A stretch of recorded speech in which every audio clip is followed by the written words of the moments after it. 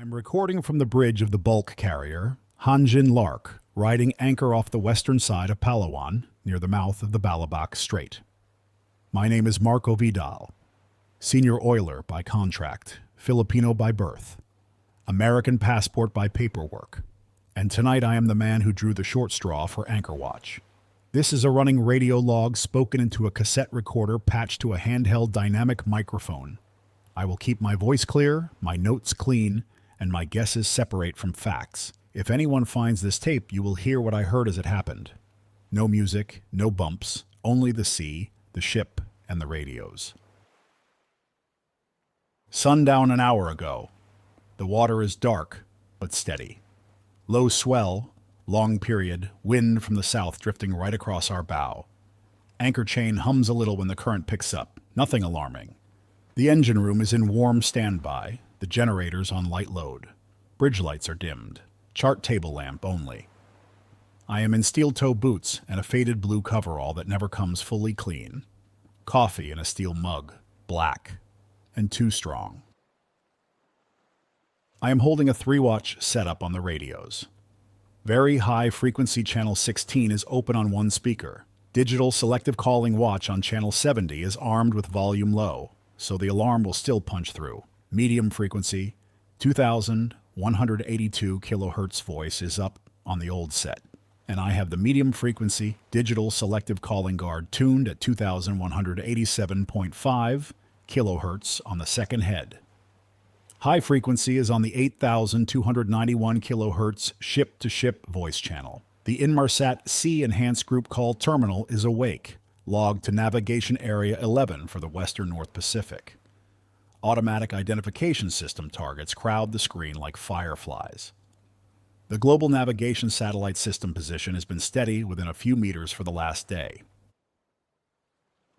For the log, I am 42 years old. I grew up in Puerto Princesa and worked my way from wiper to oiler, then senior oiler. I am not a radio officer. I learned this side of the job by listening to old hands and reading manuals at 3 in the morning. I trust procedures more than I trust news tickers. When something feels wrong, it usually is. At 1947 local time, a security broadcast came over very high-frequency channel 16 in clear English with a mainland accent. All stations, security, security, security. Navigation warning to follow. Live fire exclusion area east of the Luzon Strait. Activation late-night locale. Mariners keep clear. Stand by for coordinates by enhanced group call. The voice was clipped and calm, no chatter on top. 2 minutes later, the enhanced group call printer tapped to life. Paper feed whining the way it always does when a high-priority message hits. Navigation warning? Navigation area 11. Hazard polygons laid out in a string that, when I traced them on the paper chart, closed like a gate across the Bashi Channel. Not a full closure, but tight. The corridor between Luzon and Taiwan narrows in 3 steps. I have seen exercise zones before. This looked different. Less warning time, less padding. The chief mate, Arvin, came up to the bridge, looked at the printout, looked at the chart, and tapped the paper with his finger. He did not say much. He rarely does. He told me to keep the very high-frequency volume up and to mark any echo sounder weirdness if I saw sudden depth shifts with the anchor riding. He does not like surprises. He went back down to check lashings on the deck cranes, even though we are at anchor. Habit and nerves look the same from 10 meters away. At 2035, a fishing boat to the north made a pan-pan call on channel 16. The man called himself Captain Noli and said he was near the shoal the world keeps arguing about, the one with the rotting old transport that is still on station. He saw a drone-like object moving fast and low over the water. No automatic identification system signal, no nav lights. He asked if any Navy unit had a drone up. No one answered him, not on channel 16. He signed off and said he would switch to a working channel. I wrote down the time. High-frequency voice on 8291 kilohertz, picked up around 2053. Formal English with a Japanese accent, range safety broadcast. Missile hazard area north of here, time window beginning around midnight local. Phraseology was dry, no theater. The person reading the script had read a lot of scripts. The way the coordinates stacked together pointed at the Ryukyu Arc and the seas to its west. I do not speak for anyone in uniform. I only mark what lines up. At 2111, the Enhanced Group Call Terminal printed a safety message stating possible interference to global navigation satellite system reception throughout portions of the western North Pacific. Mariners urged to practice extra caution, verify position by cross-checking with radar ranges, visual bearings, and depth contours. When that paper spit out, I felt my stomach crawl. We have all seen those strange circles and ship tracks near certain ports up north. You think you are in one place. The map says you are dancing loops you never sailed. That trick can push you onto a reef if you are not awake. The automatic identification system screen showed a little jitter just before 2130. A cluster of small fishing targets east of us began to wobble on short arcs, then settled. One long liner vanished and came back 3 minutes later at an impossible 8 knots toward land, then slowed and froze. The chief mate does not trust that screen on a clear night anyway. He told me to keep the radar on a short range and to watch our own drift on the paper. At 22:22, the first real distress voice of the night cut through the static, with a Mayday relay out of a Philippine Coast Guard cutter. Collision and injuries reported during a resupply movement to the grounded ship at the shoal. They were requesting a medevac window. Very high-frequency channel 16 went from sleepy to crowded in one breath. The digital selective calling set began throwing bursts that walked on people's words. Someone tried to give a position. It was stepped on. A second voice gave the same position with better timing. The name of the grounded ship never came over the air, but everyone knows the one that lives there. I am not a politician. I am a mechanic. I can tell you the off-key whine of a generator that wants a new bearing. I can also tell when a radio voice is forcing itself to sound calm. The Coast Guard voice was forcing it. That is the kind of voice you use when you are bleeding and you do not want the blood to move faster. I wrote down every word, and I avoided guessing. At 23:54, the Enhanced Group Call Terminal printed a high-priority notice that I have only seen 2 times in my career. Operational satellite communications degradation expected within the Pacific Ocean region and Indian Ocean region. Footprints. Intermittent outages possible. Mariners advised to maintain alternate means of receiving maritime safety information. A minute later, my phone went flat. No bars. The ship's satellite link began timing out on a simple text check. The internet lights on the rack were still blinking.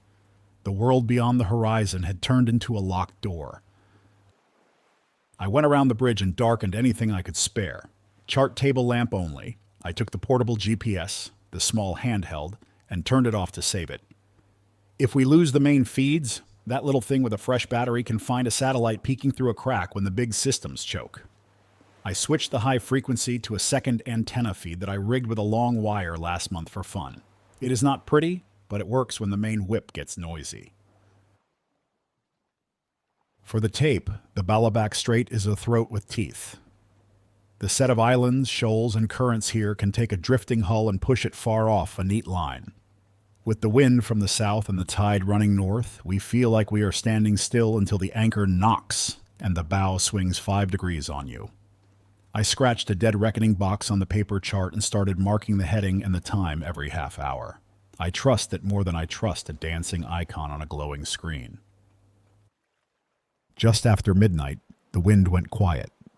The sea took a breath. The anchor rode eased and then tugged twice. The bow yawed a little to port and held. The radar painted 2 small returns to the northeast, low and close, that did not have identification signals. Could be small boats, could be waves wrapping the right way. I held the gain steady and let it run. At 12:05 after midnight by the bridge clock, the enhanced group call died. No beeps, no prints. It did not crash. It just stopped getting anything. The terminal showed connected. The terminal lied. When a tool lies, you turn it off, count to 10, then turn it on again. I did that. It stayed quiet. I left it on anyway. Sometimes traffic comes back like a drunk man finding the door handle. Very high frequency channel 16 stayed talky. A tug off Puerto Princesa relayed a report of an object splashing down far to the west-northwest of the bay. The voice was not excited. He sounded like a man calling out a log entry. Another voice urged caution and told small craft to keep clear of anything that looks like a cylindrical float.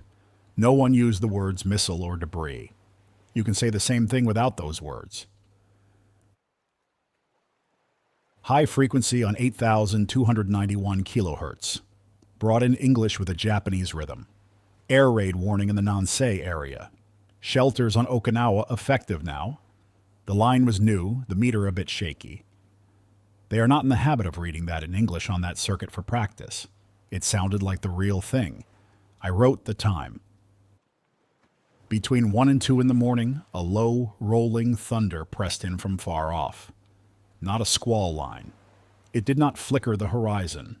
It was dry and long, and it sat on the frequency bands like a heavy hand for a few seconds, making voices woolly. I could still hear very high frequency fine. The high frequency voice circuits got fat and slow and then returned.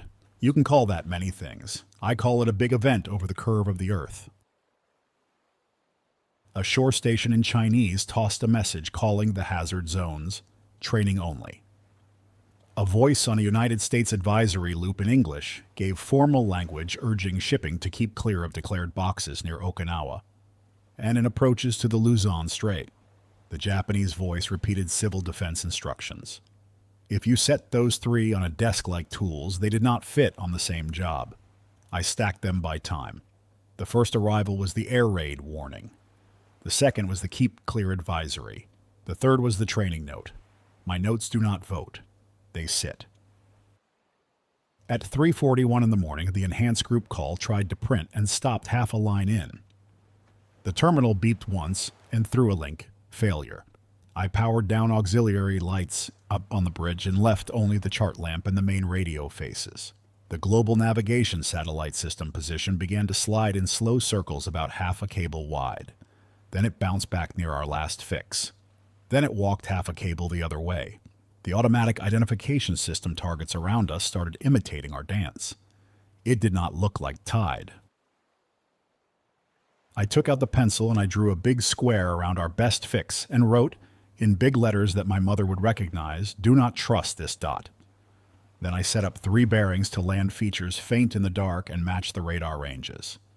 The figures made sense, the dot did not. I told the chief mate, and he nodded, like a man hearing his own thought in a different voice. At 5:37 in the morning, a voice in Japanese accented English came onto very high frequency channel 16 with a clean mayday. It was a car carrier by the sound of it, the kind that stacks new vehicles in clean rows and moves them like candy boxes.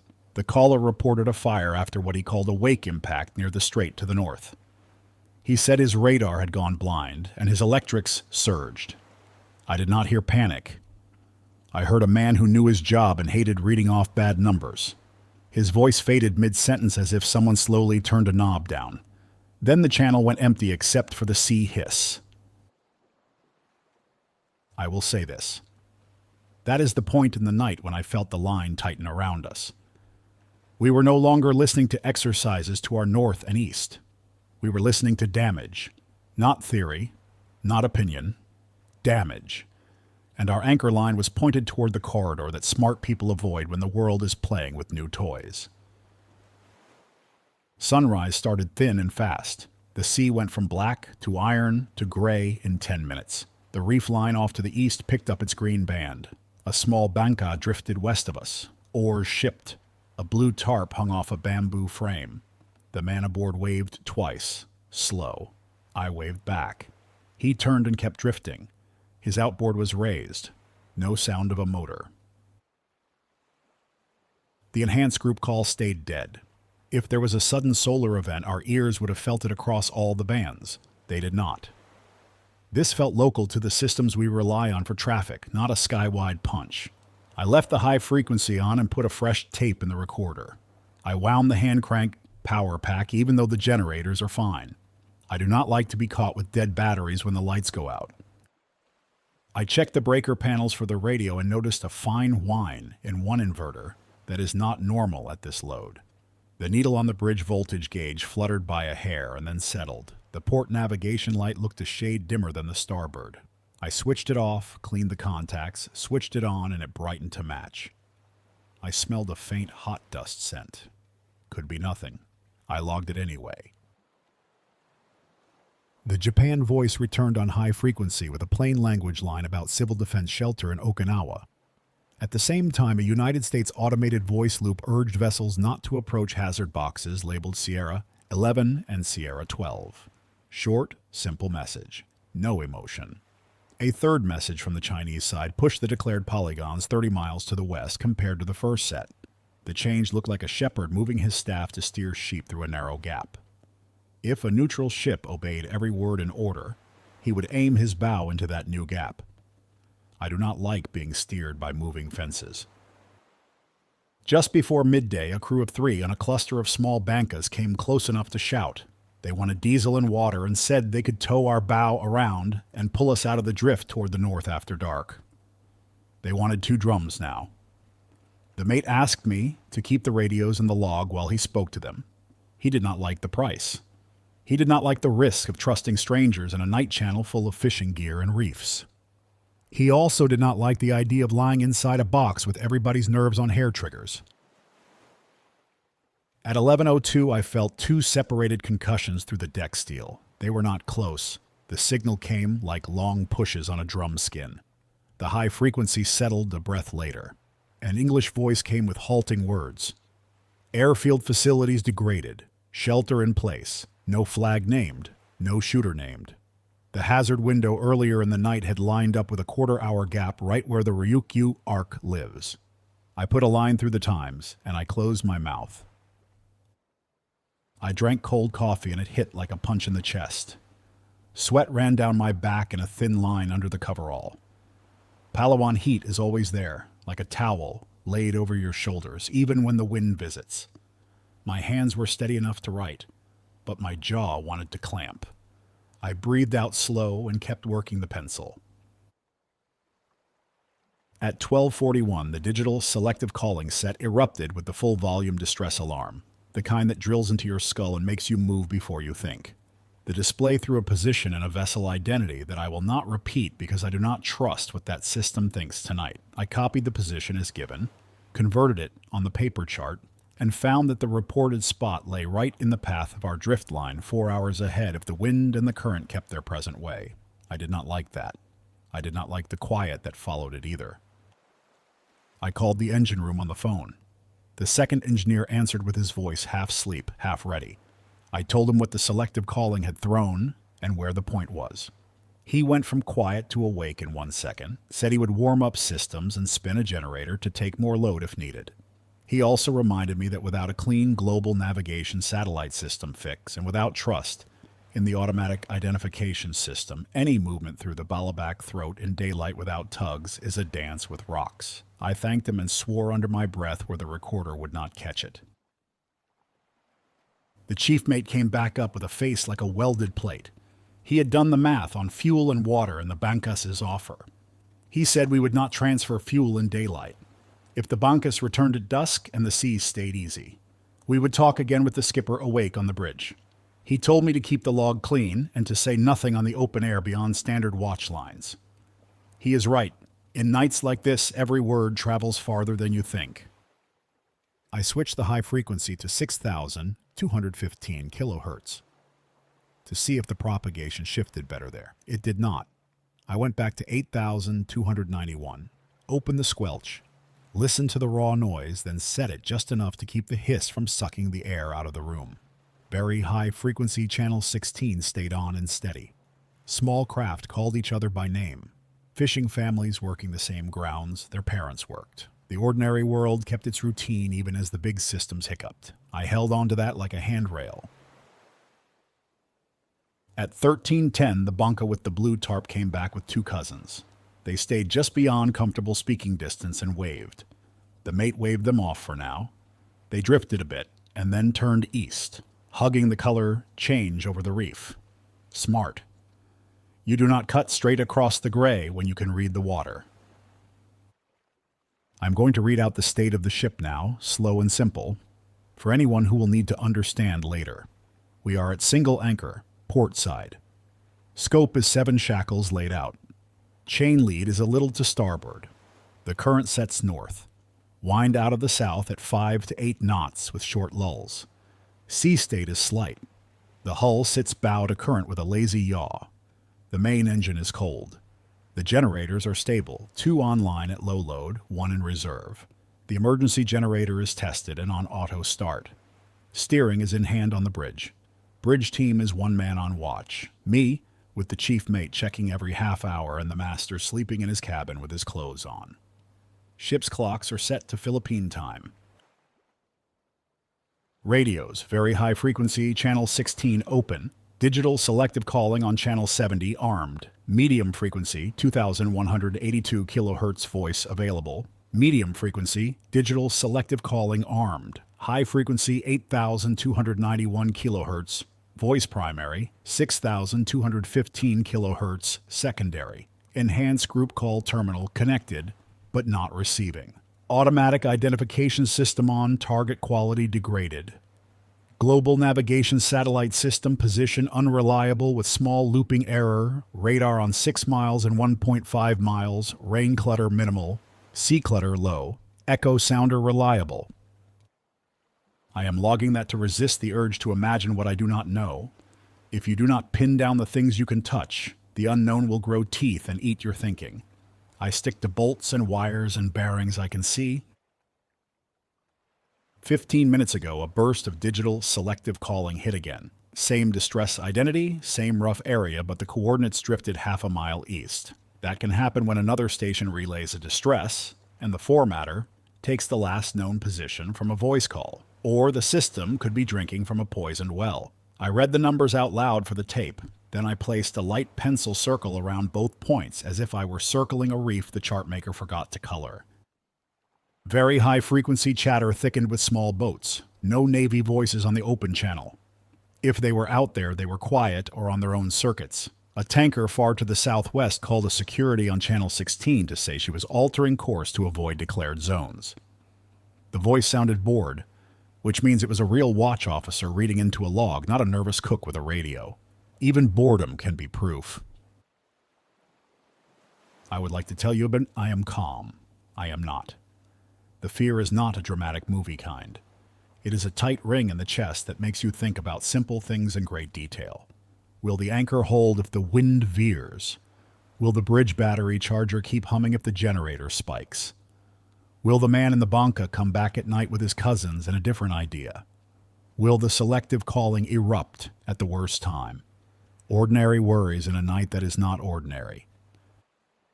A few minutes past 1 in the afternoon, one of the tiny automatic identification system targets that had been hovering off our starboard beam jumped onto land for a blink, then came back to the water. The radar had never painted a real hull there. That is what it looks like when the map and the signal break up and make a new thing you cannot use. We turned the automatic identification system display brightness down so it would stop trying to tell us stories. I tested the hand crank generator again. 2 minutes of cranking, sore shoulders, but the little LED on the pack lit green and the cassette recorder meter stayed full. I set a spare dynamic microphone on the chart table and taped the cord so it would not snag. If the main cable gets kicked loose when someone stumbles in the dark, the spare will save us the story. Right now, the bridge smells like steel, coffee, and a little sweat. The air is warm. The fan rattles when it turns through a certain angle, and I keep thinking I will take a screwdriver to it when the log is quiet. But the log is not quiet. The sea outside is matte gray, and when the light touches the reef, it throws a thin green line that marks the edge between safe and stupid. I speak that out loud so I will remember to keep us on the right side of it. The master came up, listened to my recap without interrupting, then closed one eye and stared at the paper chart for a long time. He is a man whose words are tools. He said we will not move in daylight. He said if those bancas return at dusk, and if the wind stays soft, and if the anchor line keeps its angle, we may take a slow tow to swing the bow a few degrees and ease our drift bias away from the corridor. He told me to keep the radios hot, keep the log clean, and keep my head clear. He patted the chart once the way a man pats a dog who did nothing wrong, then stepped out to look at the sky. I know the news will tell formal versions of all this. It will come with titled spokespeople and maps with arrows. That is fine. I'm giving you the seatbelt view from the bridge of a merchant ship that is not supposed to be near any of this. The sea does not care what the press conference says. The radio says what it hears. I repeat what I hear. Very high frequency channel 16 just carried a polite voice in accented English telling neutral shipping to avoid box Sierra 12. The voice did not identify a flag or a station name in English.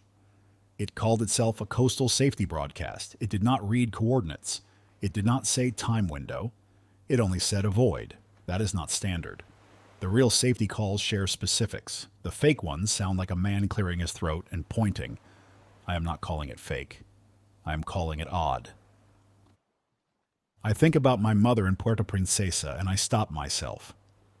This log is not for that. I put those thoughts in a pocket and I close it. My job is to say what the radios say and to make decisions that keep steel off rocks and crew off casualty lists. There will be time later to feel everything else. The afternoon climbs. Heat makes the haze sit low. The reef line is a sketch now. The color is washed out. A stick with a flag marks a fish trap half a mile to starboard.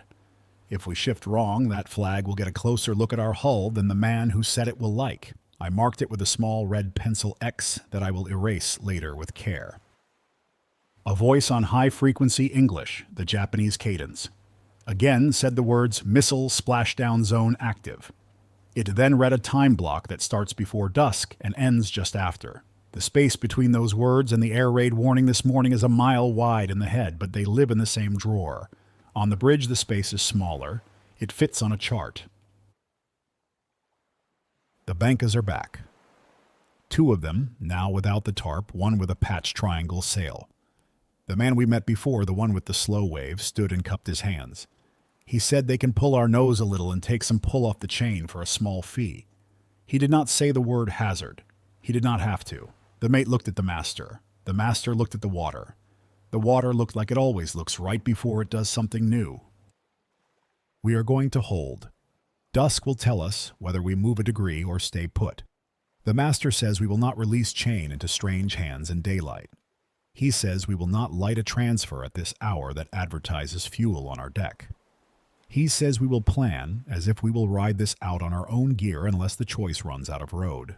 That is why he is master. He says no, as if it is a wrench that fits.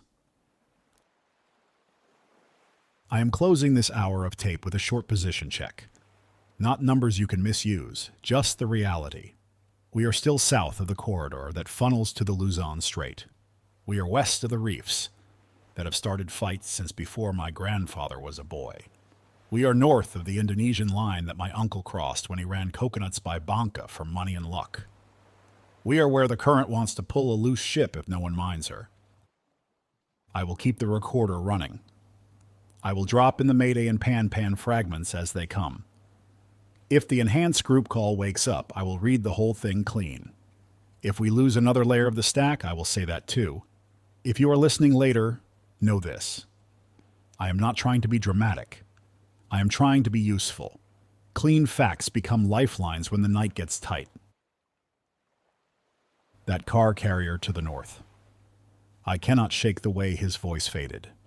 Not a clip, not a cut. A slow sink as if someone laid a blanket over the microphone. I caught myself looking at the overhead as if the sound lived up there, and I could pull it back down. I know better. I still looked. A last note for this segment. If your ship ever sits with a dancing global navigation satellite system, do not chase it with your rudder like a dog after a laser pointer. Pin your fix with bearings to things with names. Use your echo sounder like it is a friend, not a decoration. Watch your chain lead and the wind arrow. Your body will tell you when the bow starts to slide before the screens do. Trust that. Then prove it with a pencil. I am going to step to the outside wing and taste the wind for a second. I will leave the recorder rolling so you can hear the change. You will hear the sea. You will hear a Banka's oar smack the water once. You will hear a gull complain. Then you will hear me again. Same room, same chair, same pencil. This is Marco on the Hanjin Lark, off Palawan, at anchor, listening. The wind wing felt warmer than the bridge. No salt sting, just damp heat. I looked south and I thought I saw a long, low gray shape far on the line between water and sky. Too far for a positive line with the naked eye. Could be nothing. Could be a big hull that does not feel like talking. I did not raise binoculars for it. I went back inside.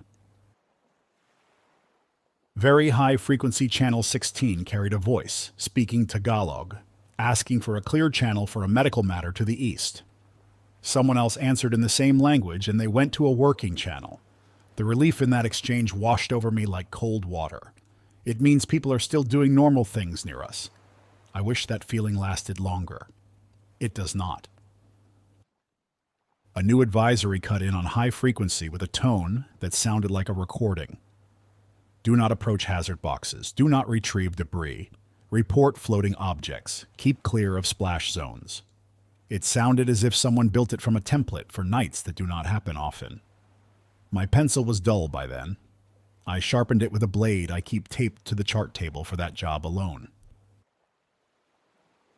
The ship gives a small moan when the chain snaps tight in a gust. Not loud. A hinge sound. The kind of noise that reminds you all this weight is hanging on steel you cannot see below the waterline. I told myself to stop listening to that sound like it had a message for me. It does not. It is steel being steel. The master says to eat. I tell him I am good. He says eat. I go down to the pantry and grab a sealed pack of noodles and a can of sardines and a banana that is half green. I bring it back up and I eat it standing up, looking at the radar. It tastes like salt and sugar and iron. I feel better after. Food fixes thinking more than pride does. To anyone ashore who will listen to this later, who thinks all this sounds too slow, this is how a night like this is. Little pieces. Radio voices. Paper. Pencil. Tape. Wire. Everything that matters sits just outside of reach, and your hands are busy anyway. I am not making that heroic or tragic. It just is. Dusk rolls in fast out here. The reef line loses its green stripe, the horizon turns into one flat band, and every light you leave on becomes a beacon that says, "Come look at this helpless piece of metal." I keep the bridge down to the chart lamp and the radio faces. The enhanced group call terminal is on, still silent. The very high-frequency set hums on channel 16. The digital selective calling alarm is armed on channel 70. The high-frequency set is on 8,291 kilohertz, with the long wire clipped into the spare feed. I mark our last reliable position on paper and draw a fresh, dead reckoning box for night drift. The anchor chain is 7 shackles out, brake set, chain stopper on. The wind stays lazy out of the south. Current still sets north. I can feel the tiny side-to-side pull through the deck plates when the bow hunts a degree one way and then the other. The master stands with me for a few minutes and listens to the radios without saying anything. He looks like a man who slept just enough to make up his mind. He repeats his plan in a flat voice. We do not transfer fuel in daylight. We do not hand our chain to strangers. If the bancas come back at full dark and the sea stays quiet, we may let them take a strain on a short tow to ease our drift bias. We will not run the main engine without a fix we can trust. We will not chase ghosts on the automatic identification system screen. He puts a hand on the chart table edge, squeezes once, and goes below to drink water and let his heart rate step down. I check the navigation lights again. Starboard green and port red are matched now after I cleaned the contact earlier. Masthead white is clear, stern white is clear, anchor light steady. The dimmer on the bridge panel crackles when I move it through a narrow range, then settles. I leave it alone. I adjust the radar to a 6 nautical mile range with sea clutter low. The screen paints a pair of faint dots off the northeast quarter that slide and wobble in a way that screams small craft in a light swell. No automatic identification system overlay on them. Could be wooden hulls with cheap gear. Could be nothing at all. I mark them anyway. At just after 6 in the evening, the enhanced group call terminal stutters, prints half a line of gibberish, and then returns to silence. The printer motor makes that strained whir that says the terminal tried to talk to the sky and got a gloved hand over its mouth. I cycle power again just to remove doubt. The terminal reboots and shows connected. No traffic arrives. I do not trust optimism in a night like this, so I let it sit and carry on as if it will stay dumb. The first radio voice that matters after dark comes from the east with an anxious edge. Tagalog, fast. A fishing family lost a net string and they want help keeping a safe lane while they pull gear. A second voice answers calm and local, and they shift to a working channel. The ordinary world is still in motion. That keeps my breathing even. I speak the time and the gist of it into the recorder so the log stays full, not to pad a story, but because the normal keeps you honest when the strange rolls in. Right before 7, the Japanese cadence comes back on high frequency. English in plain text. Missile splashdown zones now active within Navigation Area 11. Coordinates follow. The voice reads the numbers and the times twice. Steady, as if the reader is aware that hands will be drawing polygons in dim rooms from Hokkaido to Cebu. I lay a sheet over the chart so I do not pencil on the main paper, and I block out the zones. There is not a complete wall to the Pacific, but the gate is narrow and awkward. If you are a captain running on a schedule, and you have already burned days for weather, this kind of gate makes you grind your teeth. If you are a little ship at anchor near Palawan, staring north, it makes you calculate all the ways your night could get pushed the wrong way. A coastal voice in English, Chinese accent, calls the zones, routine training, and repeats, keep clear to avoid debris or wake wash. The phrasing is neat. The timing is late. The content is familiar.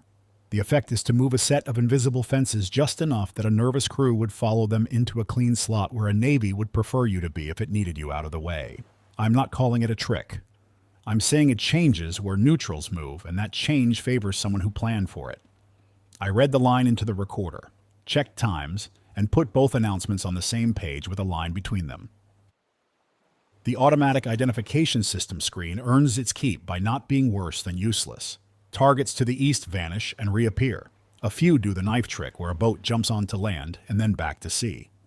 One bulk carrier to the south maintains a steady course and speed for half an hour and then shows itself stopped, while the radar paints it still moving. That is how you get a casualty when a nervous person starts making big rudder moves to chase a story the box is telling. We do not move. We stay on paper and radar and bearings. I take a bearing on the faint loom of a light on the horizon and draw a line. I check it again 10 minutes later. It hangs where it should. The little fix you draw with your own hand settles your head. At 7:30, a banca glides into sight west of our bow, sail down, oars working. The man with the slow wave stands and calls in a careful voice. He offers a pull when the light is gone and the sea is fully black. He holds up 2 fingers for the price he wants. 2 drums. The chief mate calls back that we do nothing until full dark. The man shrugs and sits. They drift off and wait. I can feel the tug in my gut to say yes right now and start moving a degree away from the narrow throat to our north. The captain's orders sit in the middle of my chest like a weight, and they keep me in place. He is right. Dusk is a bad time to complicate your boat. We wait for a clean night. Very high-frequency channel 16 pops with a security broadcast out of Puerto Princesa. A tug is departing with a barge train and asks small craft to keep clear near the bay mouth. The voice is bored in the good way that says the city still breathes and works and feels like a city. I let that voice wash the bad taste of the training not training argument out of my mouth. The night always finds a rhythm. Make it your rhythm before someone else makes it theirs for you. At 8:10, the digital selective calling set chirps a low priority alert, not the skull drill of a distress, but enough to make you jerk your hand. The screen shows a routine call misaddressed to a group that includes our maritime mobile service identity. That happens more often than it should. I clear it and log it anyway. I will take false alarms and wrong numbers over silence. Silence makes your mind invent things. I go down to the engine room for 10 minutes to listen with my own ears. The second engineer has my back on the bridge phone. He will call if anything changes. The machinery spaces carry the kind of heat that slows a man down. The generators tick along clean. The switchboard hum has a tiny ripple it does not usually carry at this load. The second engineer shrugs and says, "The grid outside our little world is sick, and we are feeling it through the sky." He has a dirty towel draped around his neck, and sweat runs off his nose. He says the smart thing. If we bring the main engine up without a plan, we risk making heat and noise that attract attention we do not want. Engines are loud in more ways than sound. I agree and go back up. Back on the bridge, I force myself to eat. Crackers. A tin of sardines. A hard candy to wash the fish taste out. I drink water until the glass sweats. I stare at the enhanced group called Terminal and say nothing to it because machines do not respond to prayer. The high-frequency noise floor rises for a minute, then drops. Someone to the north keys a long carrier on 8,291 kilohertz, like a bass note. You can feel in your teeth. Then silence again. A voice with a United States cadence comes on a recorded loop on high frequency around 8:45. The words are stiff. Keep clear of hazard areas named Sierra, 11, and Sierra 12. Do not approach debris. Mariners should avoid declared splashdown zones. The message repeats. The accent is flat. The mic gain is set a touch low. I listen for identifiers. I get none. The form is familiar to anyone who has sat at bridge watch in rough times. I read the whole thing into the tape for my own sanity, then shut up and listen again. By 9, the bancas are ghosts just off the starboard beam. No lights, no splashing. They know how to make themselves soft on the water. The mate leans on the rail and talks low with them. The captain stands behind him with his hands in his pockets and his face blank. After a small hour of baiting and waiting, he shakes his head. Not yet. The men in the boats do not argue. They drift a little further off and keep station. I appreciate that. People who know the water and know when to push and when to sit. A shore station to the west slides onto very high-frequency channel 16, with a message in English that sounds like it was translated one time too many. Neutral vessels are advised to avoid the area due to training. Keep safe distance. Do not transmit emergency signals without cause. That last line sticks with me. The voice is telling people not to touch the one tool that gets attention when the house is on fire. I speak it into the recorder and say that line twice for the people in the back. If anyone tells you not to touch the emergency lever when the ship is shaking, that person does not want witnesses. Sometime around 10, the wind shifts a few degrees east of south and stiffens. The bow comes right, a hair. The chain starts a slow knock as the catenary straightens and the anchor holds. I go out on the wing and listen to the notes the steel makes. You can pretend the ship is mute, but the hull talks. It says pull, then rest, then pull, and the pulls are getting slightly longer. That matches the current set. It tells me we will be a half cable closer to our worry point by midnight. I work the numbers on paper again. No need to panic, plenty of room. Panic kills more crews than rocks do. At 10:30, a weak voice in accented English tries a mayday call on very high-frequency channel 16, steps on itself, and then someone on a coast station covers it with a relay, clean and timed, asking stations to stand by. The relay voice gives a position north of us, close to the throat leading to the Luzon Strait. It mentions the word collision and the word obstruction. It does not specify hull types. It asks for a window for the medical evacuation and for other traffic to keep clear. The relay goes quiet. No one answers on the open channel. That does not mean no one answered anywhere. It just means the conversation moved to a circuit we cannot hear. I take the old paper plotting sheet I keep for habits like this and mark a fresh set of triangles from our beacon bearings. I print the time big next to the dot.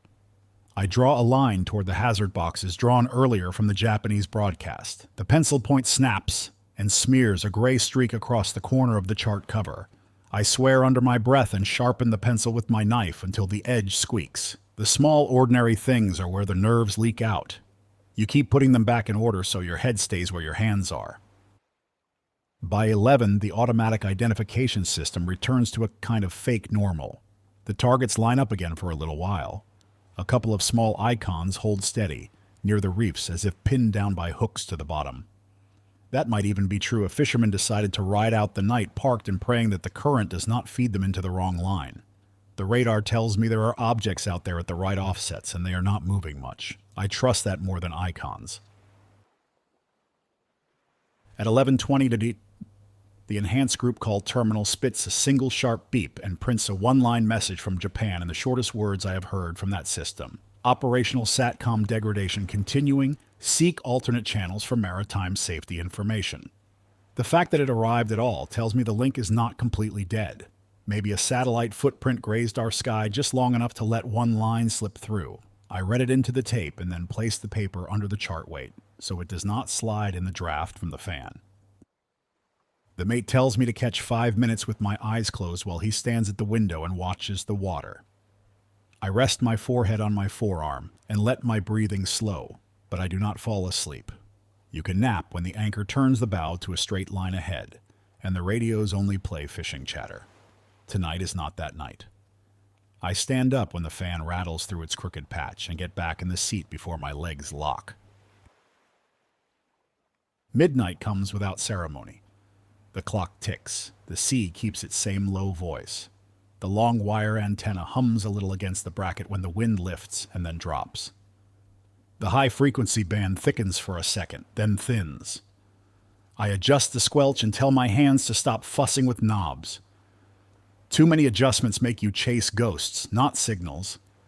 I leave the very high-frequency volume where a whisper will cut through and a shout will not throw me out of the chair.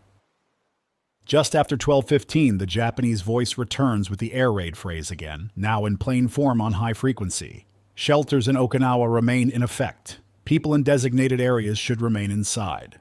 It is a sentence you can carry without a flag pinned to it. It tells me that if someone is launching, then someone is receiving, and the receivers are close enough to feel the air move. I write the time with a circle next to it, then draw a line across the chart to keep my hands from shaking. They are not shaking much, but even a little shake tells me to slow my breathing. Right around 1 a.m, the sea delivers a low, long rumble from the north-northeast that does not come from a storm. No lightning, no squall line glow. The high-frequency audio gets fat and dull for a handful of heartbeats. The very high frequency still sounds fine. The medium-frequency carrier wobbles a hair if you listen close. I do not assign names to the sound. I do not call it a missile or a strike. I call it what I can defend.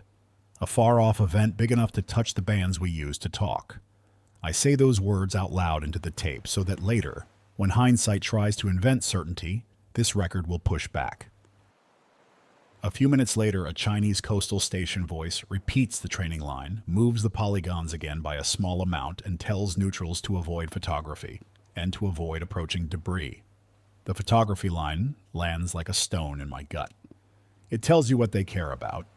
They care about eyes and records.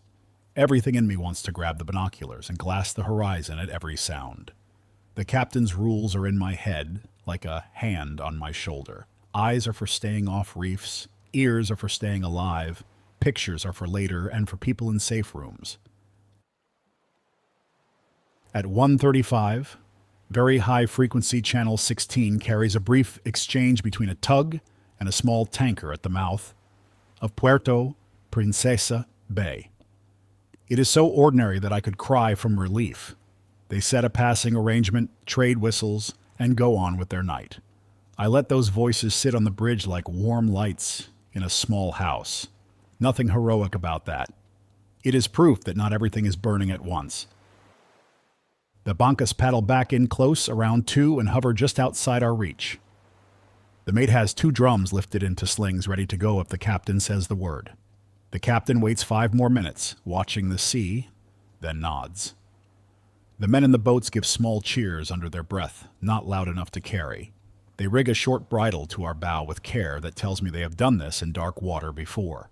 We pay out just enough line for them to take a strain. They do not yank. They pull with a steady hunger and the bow eases a degree off the current. The anchor line angle softens a hair and then holds. I can feel the ship breathe easier through the deck under my boots. I read the change into the recorder.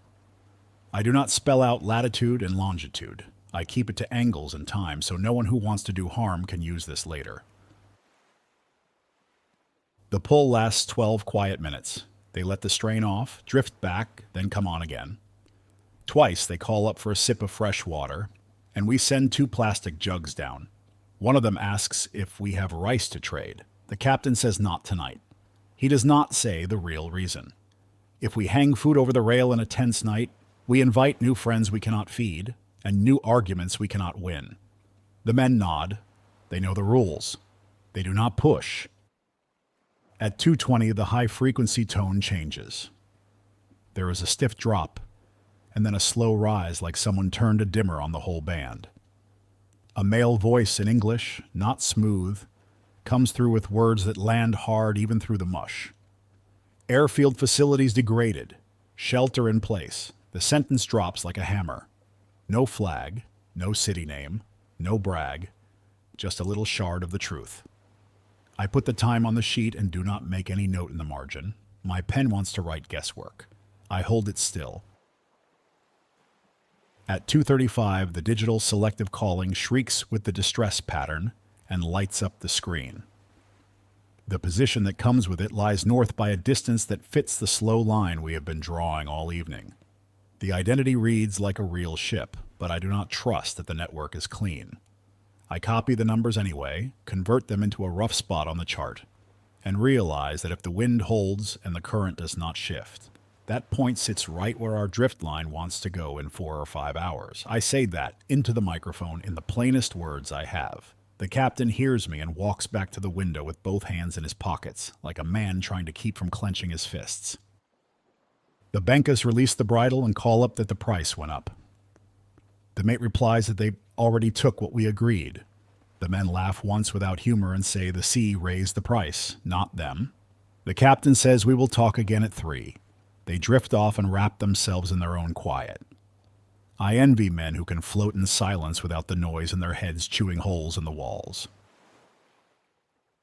A longliner to our east calls a pan-pan about a low-flying object with white light, no navigation fixtures, moving parallel to the waves and leaving a thin exhaust. He asks if any Navy unit is airborne.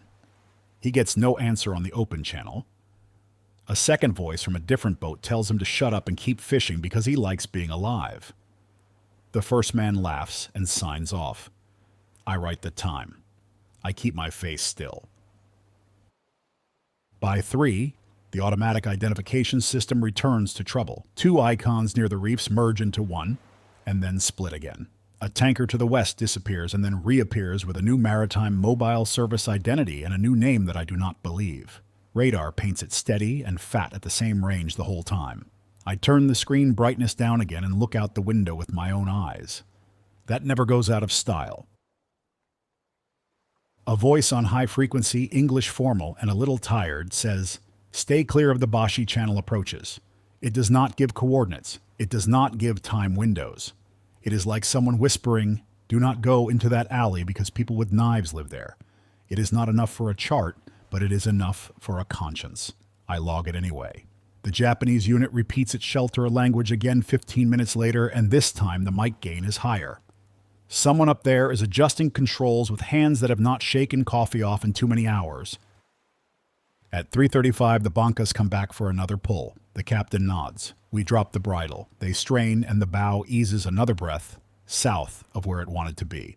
It is not much, but out here ahead today is a cable tomorrow when the set stays with you. We keep the bridge lights down and the voice is low.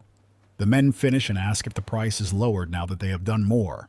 The captain says the sea sets the price, not us. We are square. They laugh for real this time and glide off into the dark like a trio of cats. At 3:41, the enhanced group called Terminal coughs, prints half a sentence about satellite links and degradation, then freezes. I pull the paper with care and place it under the weight. I do not need to read it out loud again. Anyone listening to this tape knows what the night feels like by now. I still say the time because the clock will be the one honest witness when memories get messy. The high-frequency voice net gets thin near 4 and then comes back with a small crowd of stepped-on words. English, Mandarin, a pinch of Japanese, a little Tagalog. The only clear phrase that bleeds through is range clear and window 1. I do not love that phrase. It means the sky has a schedule tonight and somebody is keeping it. Chairs scrape on decks up and down the archipelagos when those words go out. Men who are taking a nap sit up, grab pens, and mark times. The world does not wait for anchors to weigh and engines to warm. It runs its own clock. We hold our line and try not to get in the way. Around 4:10, a small car carrier in English says the words we all dread on very high-frequency channel 16. Fire in the vehicle deck after a wake impact. Radar gone. Electric surge. 2 injured. He gives a position near the strait. The voice is trained, clipped short to fit between the noise. He finishes his sentence with the strength of a man who has not slept in 20 hours, and then the signal slides away like a wet plate on a steel table. I keep talking with him in my head after he stops. That is no help to him, and it does not help me. I still do it. I speak to the engine room and tell them again, we are not going to light off anything big unless the captain says so. The second engineer answers with yes, and the kind of grunted sound a man makes when he is trying not to pick a fight with a problem he cannot punch. He is sweating, and he is proud, and he wants to do something. Tonight the right move is to do less. Less noise, less heat, less motion, more eyes, more ears, more pencil. We are a large target that is doing the one thing a large target can do in crowded water when the sky is busy. We are staying still and small. At 4:30 the wind lays down again, and the heat crawls up the back of my neck. The bridge smells like coffee, solder, and me. The fan squeaks on the crooked spot, and I lift my hand to fix it and then bring my hand back down. I can fix that when this night ends. Until then, the squeak is a metronome that tells me I am awake. I close my eyes for one breath and let the noise play through the bones around my ears. It is a steady noise. I will take it. Between 4:30 and 5, the radios go a little dead, the kind of dead that makes you hear your own heartbeat in your canals. Then the digital selective calling wakes up on its own and screams again. Distress. Same identity string as earlier. New position. Shifted half a mile east. You could make that move if you were drifting with no power and you were hit by a cross current. You could also get that move if a crew on another ship hit relay and their formatter pulled the last fix from the voice call instead of the right line in the box. I read the numbers, mark them faintly, and tell myself not to draw thick lines over bad points. Thick lines have authority they do not deserve. The captain drifts back onto the bridge like smoke. He holds a cup of tea. He asks for the short version with his eyebrows. I give it. He nods. He looks at the reef line out the starboard windows, even though it is just a darker black against the black. He asks the mate whether the bancas earn their keep. The mate says yes in that flat way he uses when he does not want to start an argument about the price of anything. The captain says we will try one more pull at first light if the men are still around and the sea stays kind. He does not smile. He is saving his face for later. High frequency makes another small shift just before 5:15. A voice in English with the same accent as the earlier airfield message says the words degraded again and shelter again. That tells me that whatever was hit earlier has not been fixed by a wrench and a pep talk. You do not replace a crater with a patch in the hours between 2 and 5 in the morning. You bleed. You count who is hurt. You look for spare parts that are not near enough to be hit by the next wave. I keep my voice steady and say the time in a tone that feels too calm for what I am writing. And I do it anyway because calm is contagious if you let it out into the room. At 5:37, the Mayday hits the way a hammer hits a bell. Japanese accented English, clean protocol, the words Mayday 3 times, then identity, then position, then nature of distress, fire, electrical surge, radar dead, 2 injured. The voice is a little rougher than earlier, like someone with a burned throat who still insists on reading the book. He does not plead. He places information in the right order with the firmness of a man who has trained for nights like this and hates that the training turned out to be exactly right. Halfway through his sentence, the noise floor climbs like a tide and swallows the rest of his words. It does not cut. It slides over him, and his voice sinks out of my speaker. I sit there with the microphone in my hand, and no one on the other end. I force myself to put the mic back in its clip and write the time. I consider for a long breath calling a Mayday relay on his behalf. The protocol would let me do that. The problem is simple and ugly. The channel is already a mess, and the Coast Guard station that should be handling it probably has him on a different circuit. A relay for me might add confusion, not clarity. I choose to log and stay silent. I hate that choice. The right choice can still sit like a stone in the stomach. The mate murmurs something in Tagalog about bad luck and then bites it back because he hates superstition on a bridge. He sips cold tea and makes a face, and then drinks it anyway. He tells me to put my head down for 3 minutes while he watches the water. I do not argue. 3 minutes is not a lot, but it is enough to reset a man who has been living in 5-second chunks all night. I close my eyes with the headset on and listen like a blind man. Voices come and go. Noise comes and goes. The ship does what ships do when they are held by a chain in a lazy swell. It moves without going anywhere. I wake from the 3-minute pretend sleep because the air shifted. The window glass cools a hair. The light outside is not bright, but the black has gone to dull iron gray. The reef line becomes a faint suggestion again. The sky to the east carries a thin smear that does not yet deserve the word orange. A banca oar taps water below and to starboard. The men are back. They nod toward our bow and make a small circle motion with their hands that means, let us take a strain. The captain holds up a hand for weight and looks at the sea long enough to taste it in his mind. Then he nods. We rig the short bridle again. The men in the bancas pull steady with a rhythm that says they want to finish before the light gives them faces. The ship turns a fraction. The anchor chain angle lowers a little. The knock eases. The dead reckoning line gets a shade friendlier to my eye. It is not salvation. It is not a fix. It is 1 more inch of breathing room for a ship with no plan except do not get killed by someone else's plan. I say those words into the recorder without the edge that the voice in my head wants to put on them. The enhanced group call terminal clicks and spits a full sheet for the first time since last night. Navigation area. 11. Missile hazard active. Do not enter declared boxes. Mariners should not retrieve debris. Report suspicious floating objects to recognized coastal stations. There is a line about possible degradation to global navigation satellite systems continuing. I read the entire message into the microphone, slow and clear, with the coordinates omitted in this voice record on purpose. Anyone who needs the numbers can get them from the terminal or the paper. I will not turn my story into a chart for some idiot who wants to sail into a splash zone for clicks. A man on very high-frequency channel 16, accented but clear English, comes across with a sentence that makes my back tighten. Neutral vessel at anchor, near Palawan. Do not enter Sierra 12. Reverse course. He does not give a call sign. He does not name us. He does not say where he is transmitting from. It sounds like a general broadcast dressed up as a direct order. The captain smirks without humor. He says into the recorder that we have no propulsion at this time and cannot reverse anything, and that we request a safe vector if any station can provide one backed by a working fix. He does not make that call on the open channel because the open channel is not a place for sarcasm when people are bleeding. He says it into the tape to keep his temper from picking a fight with the wrong voice. The men in the bancas let the bridles slip and collect their pay in nods and eye contact since we are not moving fuel or cash at dawn. One of them yells up that the fish do not like the sky today and he is going home. Another yells that home is wherever you do not get shot.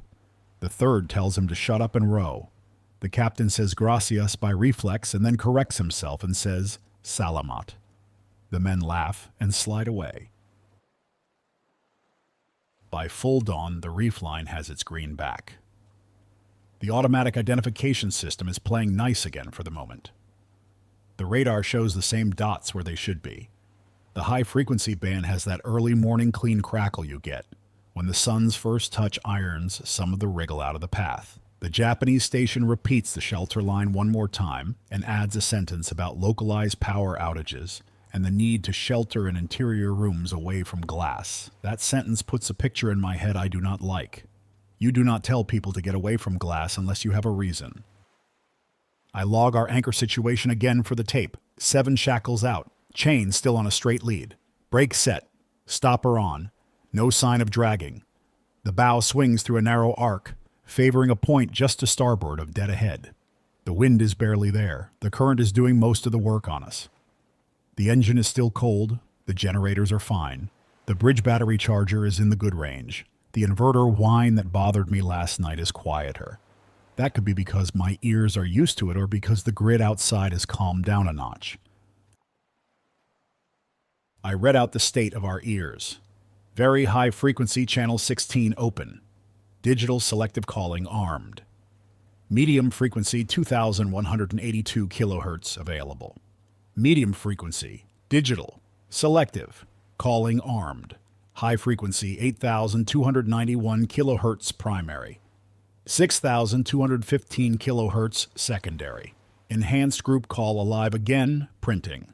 Automatic identification system still degraded at times but legible. Global navigation satellite system fix is not trusted beyond basic sanity check. Bearings and radar ranges are king. Echo sounder, steady.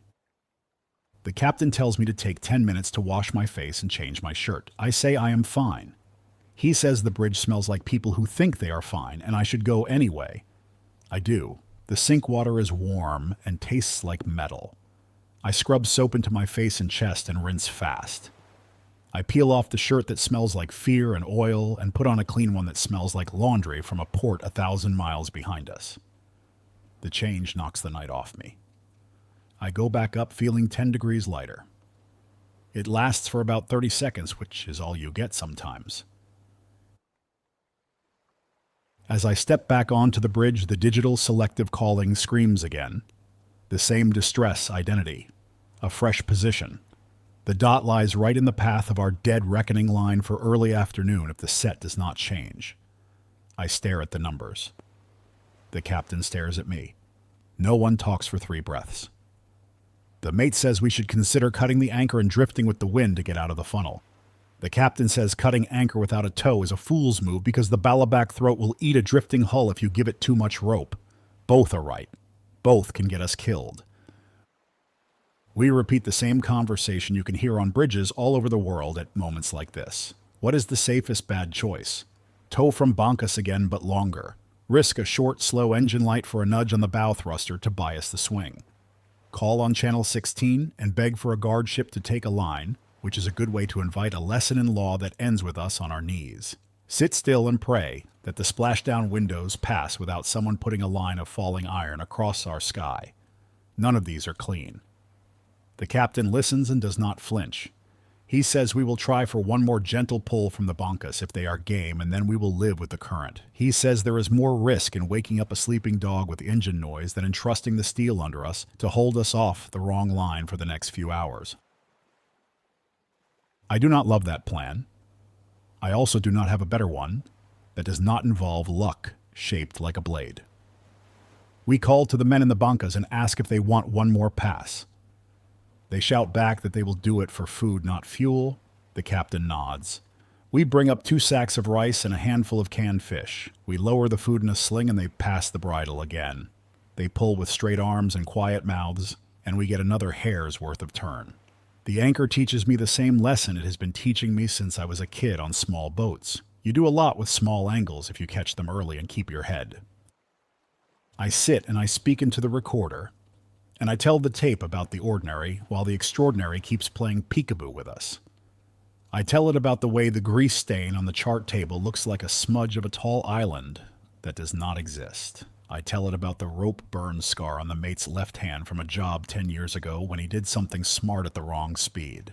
I tell it about the way the captain always takes his shoes off before he stands at the wheel because he believes he can feel the ship better through socks than through rubber. These are the things you remember when the radio history turns into the part that reporters say into cameras. The sun finally claims the sky and makes the reef too bright for a while. The automatic identification system behaves for once. The enhanced group call prints a block message with updated windows that taper off around midday and then resume in the afternoon. That staggered pattern is the kind of schedule you adopt when you are sending things in stages, and you do not trust the first hit to do the whole job. The Japanese voice adds a single line about the possibility of more shelter advisories. That is polite language for we are not done. I pull the small handheld global navigation satellite system unit out of its bag and power it for the first time since last night. It takes forever to grab a fix. When it does, it sits 500 meters off where the paper and the radar and the echo sounder agree we are. I do not throw it. I do not curse. I say thank you to the universe for telling me it is still broken enough that I should not lean on it. Then I turn it off and put it back in the bag. The machine is not lying.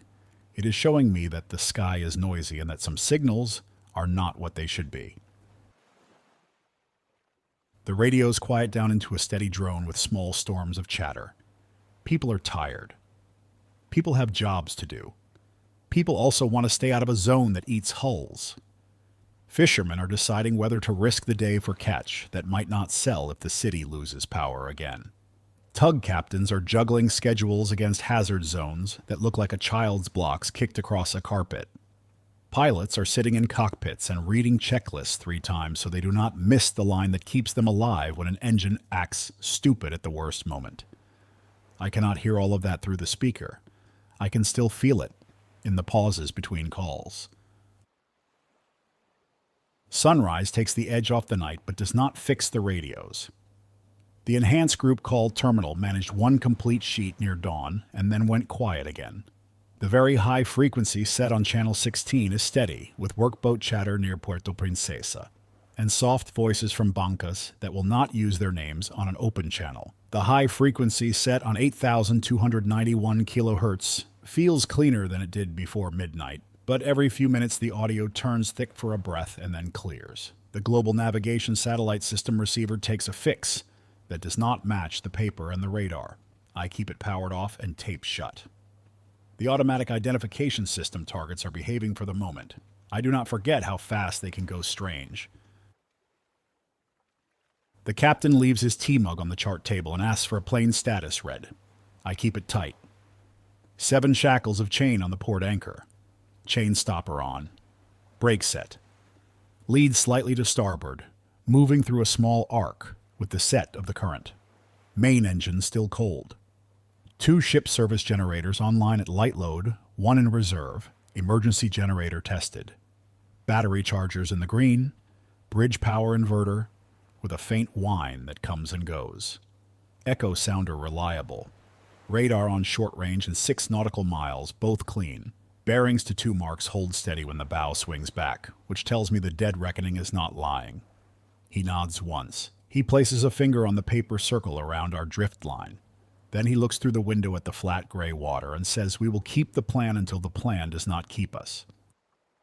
I sweep a hand towel across the glass on the port window because salt haze built up overnight. The reef line to starboard shows its narrow green band again, tight and mean where the shoal rises. The bancas that pulled on our bow at dawn sit a few cables away with oars shipped and sails furled, pointed toward the reef for catnap and gossip. The men only need the nod to come back. I can feel that like a taut string between us. The captain tells me to stay on the radios and keep the very high-frequency volume just high enough that a whisper cuts through. There is no value in advertising our attention to the whole coastline. The enhanced group call wakes enough to send a short line from Navigation Area 11 at 7 minutes past 7. Missile hazard active in declared boxes. Global navigation satellite system. Degradation probable. Mariners should verify position by radar range, visual bearings, and depth soundings. Do not approach floating objects. Do not retrieve debris. The printer pulls the paper through with that weak belt sound that always made me think it would die one day. I read the whole thing into the recorder once, clearly, and then file it under the weight with the others. The master copies the time onto the paper chart with a pencil tip that he keeps sharper than sense. Right after that, very high-frequency channel 16 picks up a terse exchange between a tug outside Puerto Princesa and a coastal station. The tug requests clearance out of the bay with a barge train to the south. The coastal station advises caution due to ongoing navigation warnings. The tug answers that he will hug the 10-meter contour and keep the barge slow. The voice creaks, with the kind of fatigue you only get when you have moved steel for 30 straight hours without sleep. He is still professional.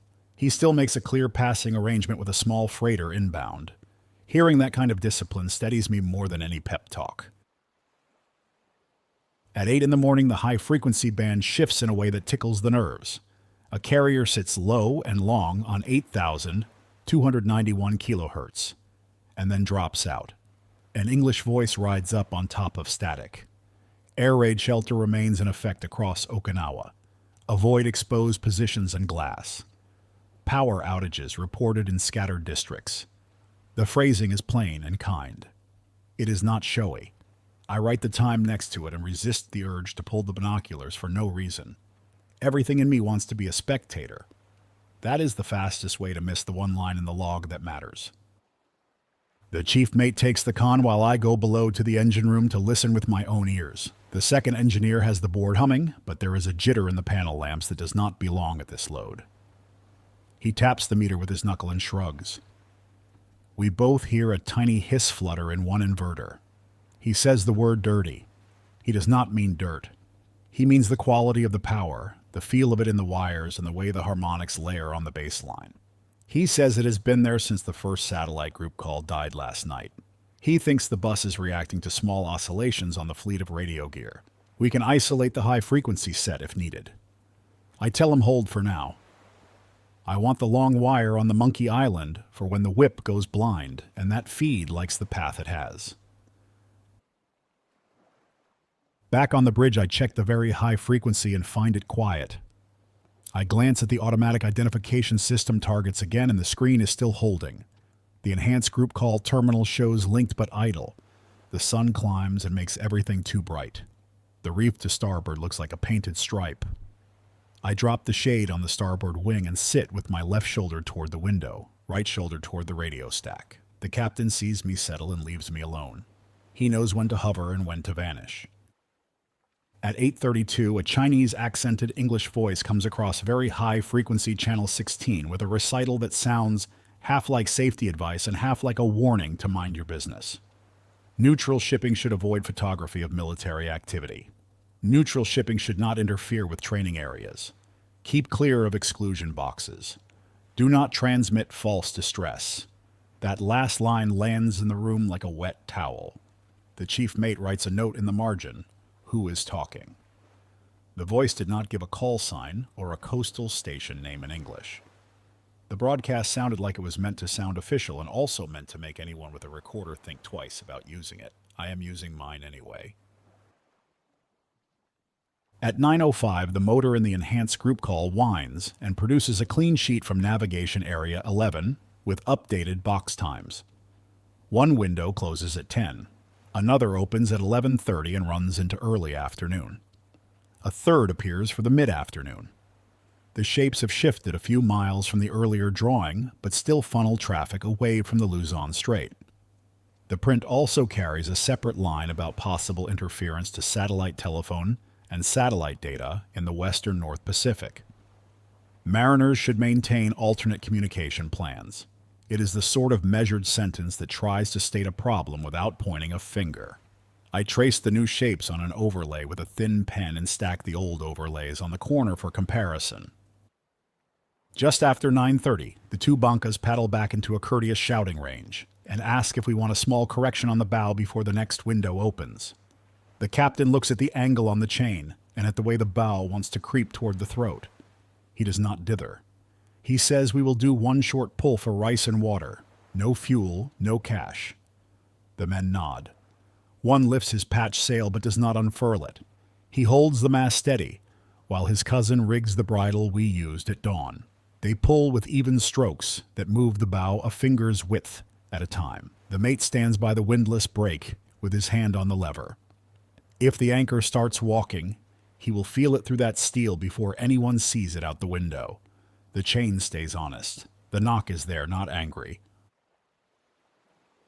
While they pull, the very high-frequency set wakes up with a pan from a longliner east of the shoal that has been the headline for years. He reports an unmanned object with white light flying low over the water, parallel to the waves, leaving a thin exhaust.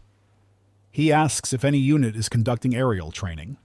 No one answers him on the open channel. A second fisherman tells him to stop talking and keep his head down. They both laugh, like men who carry knives and bad jokes to feel less small. The bridle comes slack and the banka men call for their payment. We lower 2 sacks of rice in a sling and 2 sealed water jugs. They do not linger. They slide away to starboard and tuck under the shade line of the reef.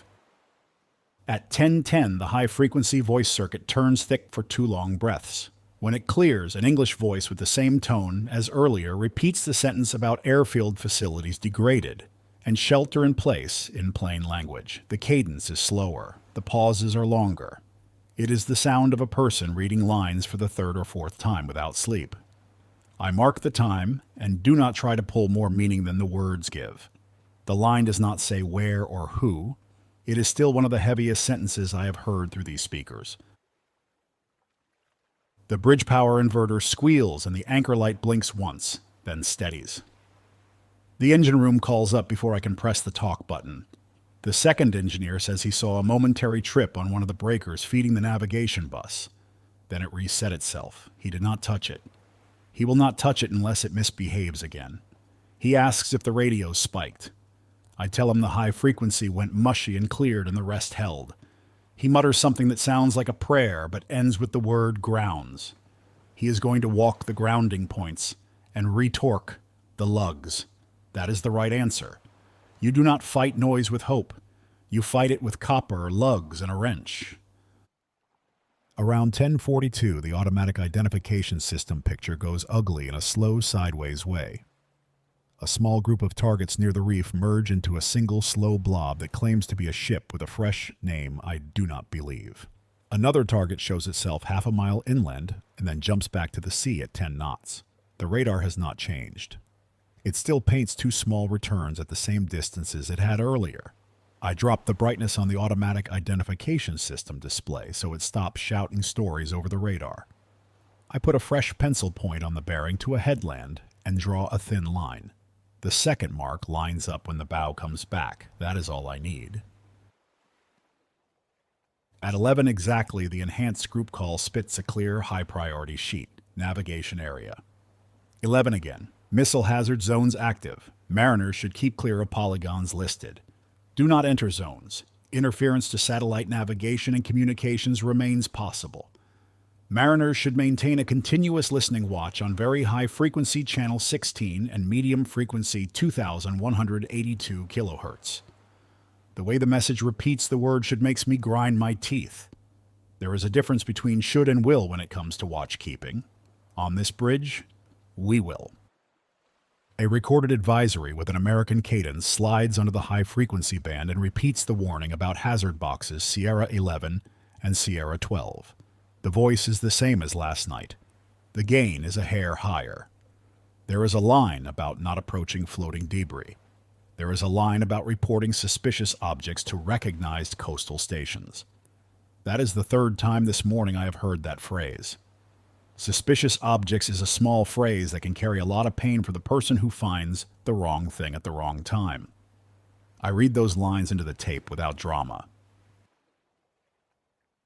At 11:17, a short mayday call tries to break through very high-frequency channel 16 and then dies under noise. The coast station closest to the Luzon Strait comes up with a mayday relay, clearly red, and asks all stations to keep clear of a rectangle where search and rescue flights might operate if the weather cooperates. The relay does not say why the weather would not cooperate.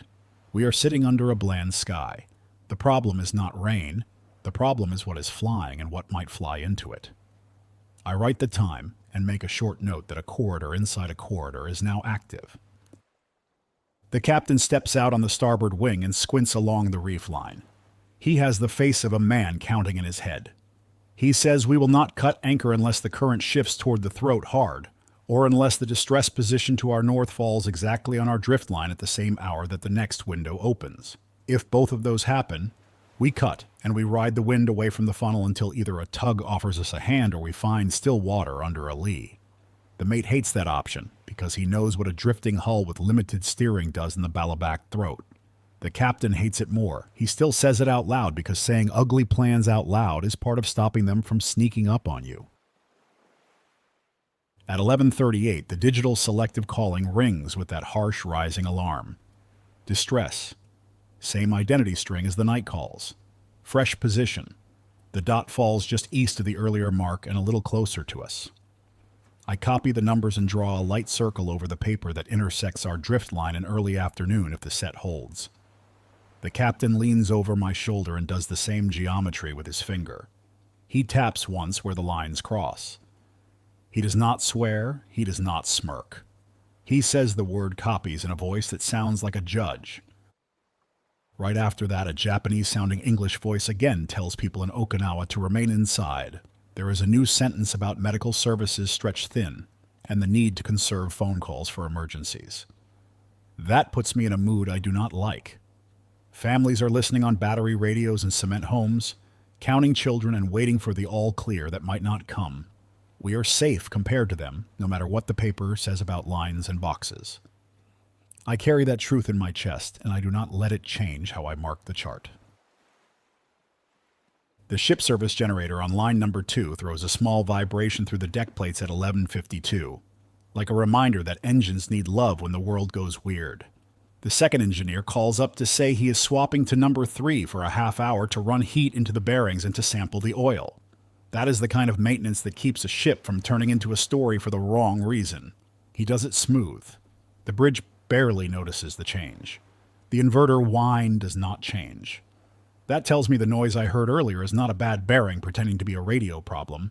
It is a radio problem. At noon, the enhanced group call prints another navigation area. 11 message with the exact same text as the 11 o'clock sheet, which either means someone wants to make sure we are awake, or the message was delayed in the queue and came around again. The printer motor sounds tired, but the letters are clear. I record the whole thing a second time for completeness. I mark that this is a duplicate and not a fresh advisory, so that later it does not look like new information when it is not. Right then, the very high-frequency set grabs a fragment of English that sounds American. This is a general advisory to neutral shipping near the Luzon Strait approaches. Avoid the following areas due to ongoing hazard events. The voice goes thin at the end, and an overlapping call in Chinese takes its place, saying neutral ships should avoid photography, keep clear of debris, and follow instructions from recognized safety stations. The two voices do not address each other.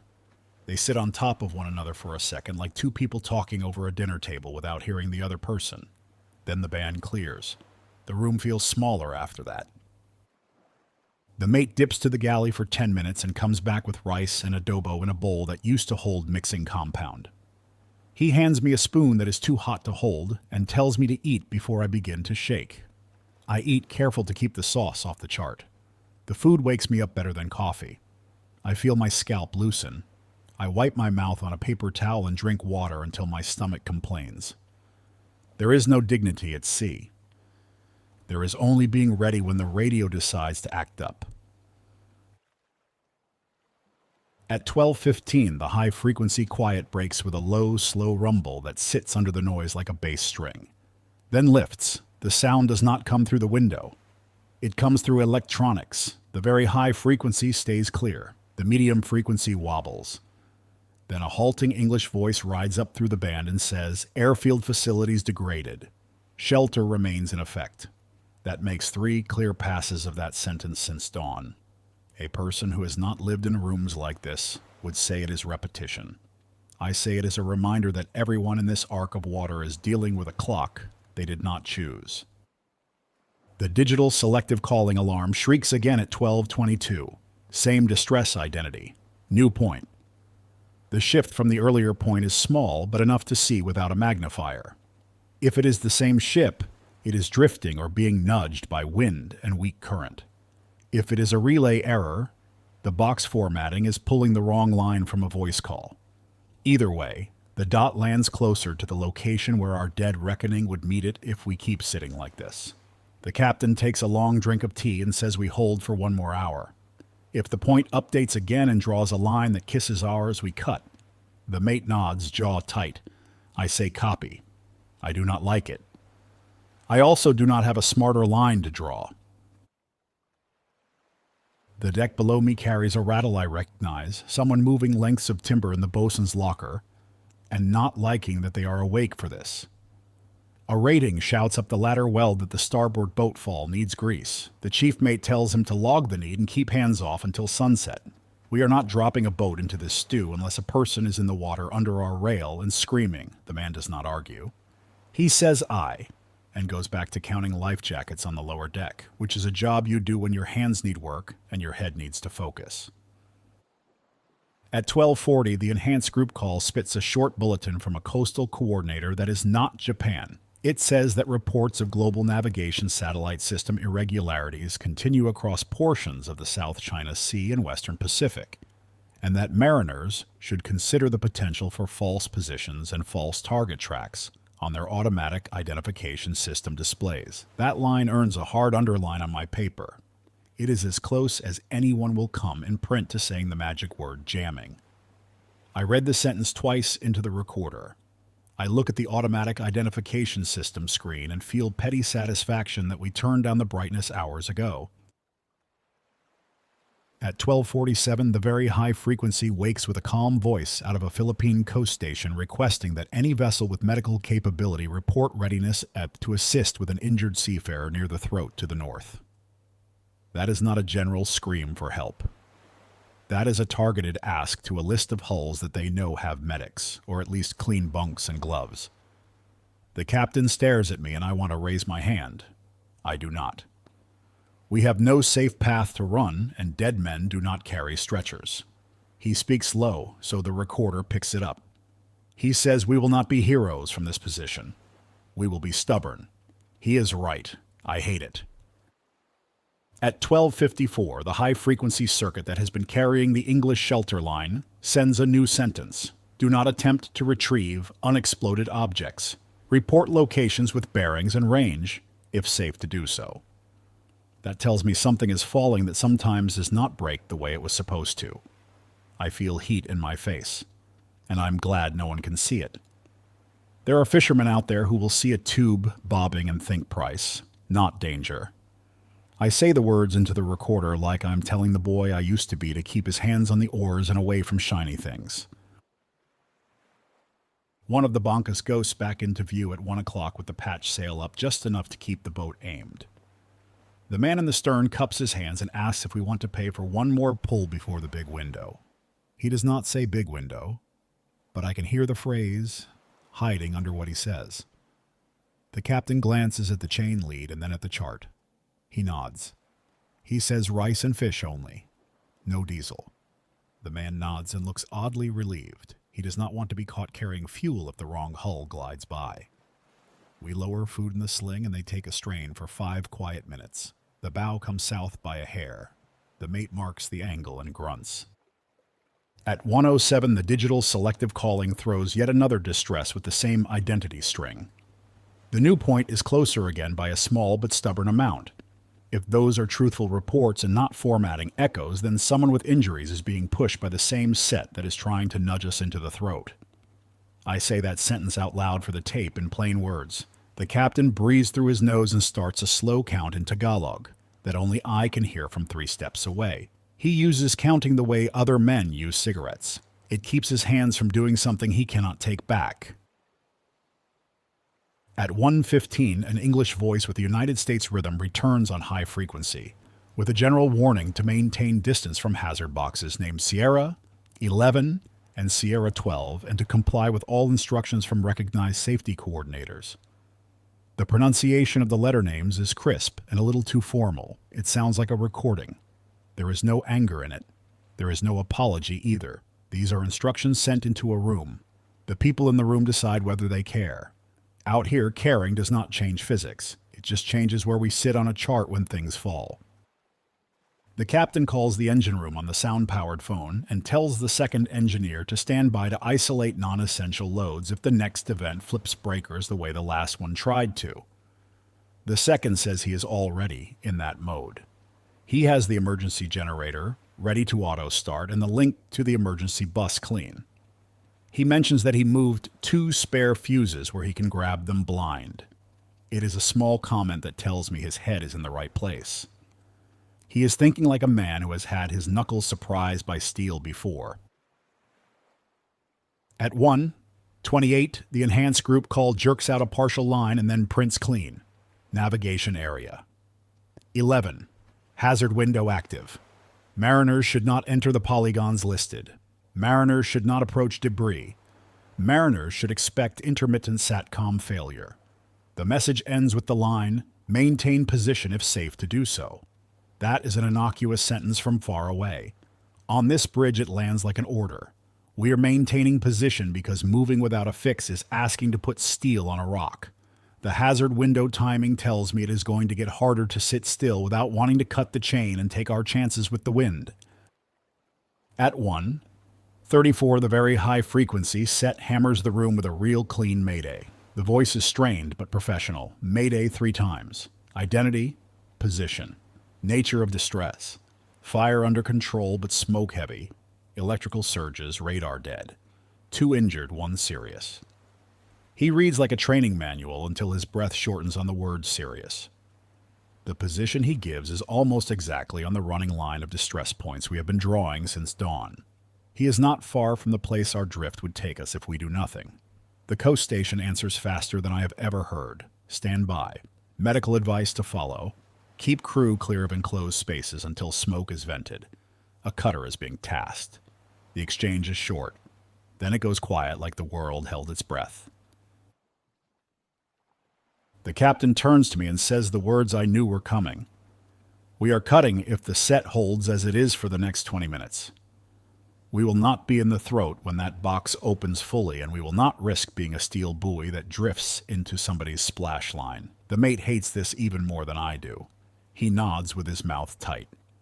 He goes to the windlass and checks the brake and the guillotine stopper with a hand he does not bother to hide. If the order comes, he will work fast and clean. At 1:42, a ground-level thump rolls through the ship like a man dropping a steel ball onto a deck somewhere north of us. The high frequency turns to mush for 3 heartbeats and clears. The medium frequency carrier wobbles. The very high frequency is fine. The enhanced group call stays connected, but idle. The second engineer swears in the engine room in a tidy way and then reports all boards green. We have not tripped anything we cannot reset. The captain tells him to hold the emergency generator in auto, not manual, and to keep the battery charger on the emergency bus. He says aye. At 1:47, the digital selective calling screams with another distress update carrying the same identity string and a position now almost on the calculated intersection with our drift. The math is not fancy. The paper lines meet in a narrow band inside the time block for the next hazard event. It is the sort of pattern that would have felt like paranoia if I said it at midnight. It is not paranoia now. It is steel, water, time, and geometry. The captain does not stare at the paper. He looks at the chain and at the angle of the bow. He says the word ready. The mate pulls the lanyard on the guillotine stopper and sets his feet. Right then, an English voice on high frequency with a different cadence begins a countdown for a splashdown window. 5, 4, 3. Another voice tries to break in on very high frequency channel 16 with medical advice for the injured crew to the north. The 2 sounds sit in the room at once. The mate looks at the captain. The captain looks back through him at a line that only he can see. He nods once. Cut. The mate moves with both hands in a solid motion. The stopper releases. The brake spins. The chain rushes. The whole ship shivers as the weight comes off the bow. The wind grabs our exposed side, and we begin to slide in the only direction that does not put us straight into the throat. I read every motion into the recorder, so there will be no confusion later about why we did what we did. Cut anchor at 1:49 and 30 seconds local time. Direction of drift south-southwest under light wind. Speed by eye a knot or a little less. Bow thruster not engaged. Main engine cold. Bank us nearby, moving to avoid our path without comment, which tells me they saw this coming 5 minutes before we did. The captain orders the helm to midships and then to starboard 5 degrees to bias our drift. The rudder might as well be a hand in a river at this speed, but every bit counts. The automatic identification system screen offers a ridiculous view of our movement that I ignore. The radar shows the reef sliding aft of the starboard beam. The echo sounder ticks through the same range it had earlier. The long wire antenna on the Monkey Island hums a little louder with the change in apparent wind. Very high frequency channel 16 is full of stepped-on voices trying to help the injured crew to the north. The high frequency band carries numbers I do not repeat here, and then it carries nothing for 10 seconds. 10 seconds is an ocean when you are waiting for information. We are still clear of anything hard, but our margin is thin. The captain checks the drift again with his eyes, not the screen. He orders the mate to keep the chain locker hatch dogged, and to have 2 hands ready with fenders in case a bonka gets too bold in our wake. He does not want to knock a fisherman into the drink, just because we moved at the same time. The mate sets 2 sailors on the starboard side with fenders and short lines and tells them to keep their mouths shut unless spoken to. They grin because they think this is fun. I do not have the energy to tell them to stop. The enhanced group call finally spits short lines between hiccups. Navigation Area 11 repeats the same hazard text. I do not waste breath reading it again. The message has not changed. What has changed is that we are now a free piece of steel being pushed by wind and set. The bow swings just enough that the captain makes a small correction with the wheel to keep our stern from digging into a line of darker water that might be a slick from a fishing net. Every tiny choice feels like a court case. Every tiny choice is just someone turning a wheel and then turning it back. The digital selective calling falls back to silence. The very high-frequency voices to the north move to a working channel I cannot hear. The high frequency carries a tight-lipped advisory to neutral shipping to avoid entering the boxes during active windows. The word neutral gets a lot of work done in this sentence. We are neutral. We are also drifting near one edge of someone's geometry. The second engineer asks on the phone whether we want to risk a short burst with the bow thruster to bias our angle 5 degrees more. The captain says not yet. He wants to see what the wind gives us on its own for 10 minutes. He is right. Electric thrusters can give you more problems than help if the power is already acting strange. The reef to starboard slides aft and grows more shallow, then begins to fall away. That is what we wanted. The bow settles on an angle that takes us along a contour instead of across it. The captain exhales once. He tells me to keep reading the radios and to shut down the automatic identification system display if it starts screaming nonsense again. He wants ears, not cartoons. I already have the brightness down so far that only the label's read. The radar and the paper tell the real story. The mate eyes the windlass drum and the chain, still faintly moving within the hawse. The last shackle marker vanishes beneath the lid as the slack disappears into the locker. He winces like a man watching money roll off a table. That chain and anchor were our home all night. Cutting hurt, but it kept us out of the funnel and away from the distress overlap. The mate scratches the back of his neck and says we can fish it later if the world gives us an hour in a quiet patch. The captain says we will buy a new anchor before we put a boat in the water out here with the radios sounding like this. He is telling the truth for both safety and pride. The ship slides under bare wind, and the change feels wrong in my bones because every sailor learns to love the honest weight of an anchor. The bow falls off a little to starboard, the reef line begins to move aft, and the compass settles into a slow wander around a heading that keeps us away from the throat. The mate stands over the windlass with both hands on the guard, eyes on the hawse lid, checking for anything that might work loose from the chain locker. The captain keeps one hand on the wheel, even though the rudder at this speed is a small influence at best. I talk into the cassette microphone, with the cord taped down, counting what changed and what stayed. We are adrift under light south wind and north set. Very high frequency channel 16 is up and clear. Digital selective calling on channel 70 is armed. Medium frequency 2182 kilohertz voice is listening on the old speaker. High frequency 8291 kilohertz remains on the long wire. The enhanced group call terminal is linked but sluggish. The automatic identification system shows movement that does not match reality. The global navigation satellite system handheld is turned off and taped shut. Paper and radar rule. The first 10 minutes after cutting the anchor are clumsy and tense. True drift never feels straight, even when the chart says it is. The rudder adds a hair of bias. The wind writes its own name on the hull. A banca slides across our stern, crew looking over their shoulders at our bow to make sure it tracks. They give us a hand sign that says we are clear of the trap flags and then vanish under the reef shadow. The mate stations 2 hands with fenders at the starboard quarter. They whisper like kids, excited to be useful without fully understanding how thin the margin is right now. I let them whisper. They are doing their jobs and staying out of the way. Very high frequency channel 16 fills with the sound of a coast station from the north reading medical advice to the distressed ship that has been pinging our radio with digital selective calling all morning. The advice is basic and sensible. Keep the injured flat, manage airway, avoid smoke inhalation, ventilate only when safe. The voice instructs them to avoid opening any deck doors into smoke-heavy spaces, even for a peek, because fire behavior changes fast when you punch a hole in a compartment. I read the advice into the tape in a calm voice while watching the reef line fade to our quarter.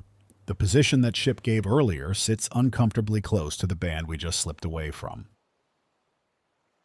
The captain orders a stern gear check on the bow thruster without energizing it. The second engineer answers on the sound-powered phone that he has the breaker ready to close, but will hold until told. He reminds the bridge that a short burst can twist our head 5 degrees in these conditions, but every burst adds heat to a bus that has been touchy since midnight. The captain thanks him, then tells me to mark time every 3 minutes for the next 30. He wants a clean drift curve he can compare with the radar ranges to the reef and to the nearest headland. I do it without question. A clean line on paper is dignity in a messy hour. At 1:56, the enhanced group call wakes up long enough to spit a Navigation Area 11 update. Hazard windows remain active. Mariners should avoid the listed polygons and should maintain alternate means of receiving safety information. Do not retrieve debris. Expect intermittent satellite communication failure. Maintain listening watch on very high frequency channel 16 and medium frequency 2182 kilohertz. The printer motor drags at the end of the line. I tear the paper gently so it does not jam, read the text into the tape, and stack it under the chart weight. The captain nods once at the timing, then turns back to watch the water. The high-frequency band grows thick without warning, then clears. A voice in English with a clipped cadence reads a formal advisory to neutral shipping to avoid Sierra 11 and Sierra 12 during active windows and to obey instructions from recognized safety coordinators. It is the same language as before, almost word for word. I log it again anyway. Repetition is part of the record. The difference now is not the words. It is that our hull is sliding along a contour, and the only thing keeping that contour from becoming a line of trouble is the breeze on my cheek and the captain's steady hands on a wheel that is barely effective. 2 minutes later, the medium-frequency speaker hisses and pops and then produces a clear English sentence from a coastal station to the north. Search and rescue aircraft are not flying through portions of the corridor at this time due to hazard events. Medical advice will continue by radio. Evacuation will follow when safe. That opens a hole in my chest that I do not show. Someone is waiting on a stretcher that cannot arrive because the sky is booked. I say the line out loud into the tape, and I keep my tone even, so I do not unload my anger into this room. The ship needs calm, not opinion. Our drift improves as the reef falls away. The mate points at the line of darker water to starboard, the tail of a slick or nets or old diesel drift. He warns the captain before the slick brushes us. The ship slides without touching it. The men with fenders grin with relief that borders on laughter. I let them. They will need that breath when the next thing hits. The captain asks me if the long wire is still clean. I tell him the high-frequency set is hearing better than it did at dawn. He asks if isolating it would give us a margin on the inverter whine. I say yes and no. The long wire is tied to the second feed and grounded to the aft rail. It behaves when everything else behaves. He leaves it in, eyes still on the reef, choosing not to change what is working. The automatic identification system throws up a single target to the west that says it is a tanker, with a home port that does not exist. The radar paints nothing at that range. I mute the automatic identification system display and lower the brightness to nearly black. The captain nods without looking. We are past caring what that screen wants to show us. The pencil, the radar, and the echo sounder do the job. The enhanced group call clicks and fails to print a half line, then goes quiet. No one bothers power cycling it. We already know the state of the world.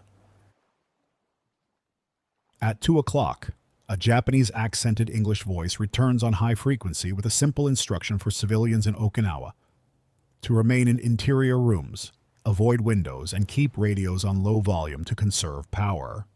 There is a short sentence that asks listeners not to crowd clinics unless the injury is life-threatening. I hate hearing that. I know what that looks like. People standing in a hallway with ramen bowls and plastic bags of clothing, trying to decide whether to leave a crushed finger for tomorrow so the man with a chest wound can sit on the only stretcher. I read it out in a steady voice and put a line under the time on the paper so I will not forget. The next 10 minutes give us the first sign that we may have to build our own brakes. The wind softens, the current fights the rudder bias, and the bow drifts a hair more north than we want. The captain orders the crew to rig a drogue from cargo netting and a coil of mooring line we can spare. He wants it off the starboard quarter at a length that gives us some pull without snagging any trap floats. The bosun and two hands move fast without noise. They bring a net, lash a cross of line through it, add weight in the form of a chain shackle and a rusted brake shoe from the old crane crate, and pay out 100 meters to let it bite. I keep talking. The drogue grabs the water and pulls our stern by 2 degrees. It is small and it helps. The captain raises 2 fingers to show the bosun where he wants to hold the length. The bosun nods and locks off with a figure 8 and 2 half hitches. Very high-frequency channel 16 blares a warning from a coastal station. Neutral vessels near Palawan should avoid entering a specific area due to range activity. The voice does not offer coordinates on the open channel and asks ships to consult their enhanced group call terminals. That would be funny if it were not insulting. Many small ships in these waters do not carry that gear. The mate says nothing out loud, but his jaw tells the story. I record the warning and state plainly that our terminal is intermittent. If anyone later wants to claim mariners had clean notice, they can listen to this tape and learn how things work outside an air-conditioned office. At 2:12, the digital selective calling rips through the room again with a distress update. Same identity string. Fresh position. The dot falls just east of the earlier point and slightly closer to where we would be if we had not cut. The coast station answers the caller with a steady line of questions. How many souls, nature of injuries, condition of firefighting gear, availability of space on deck for a helicopter.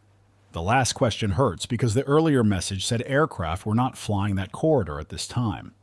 Still, I'm glad to hear the checklist. A good checklist is a raft you can climb on when your ship is bleeding.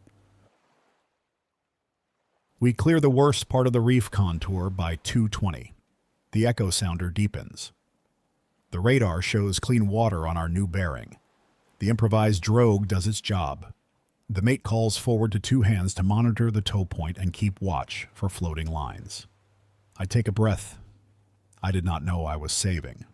The captain looks at the chart and taps a spot a few miles off that he wants to reach before the next hazard window starts. We can make that under this wind if we do not get pushed any more north.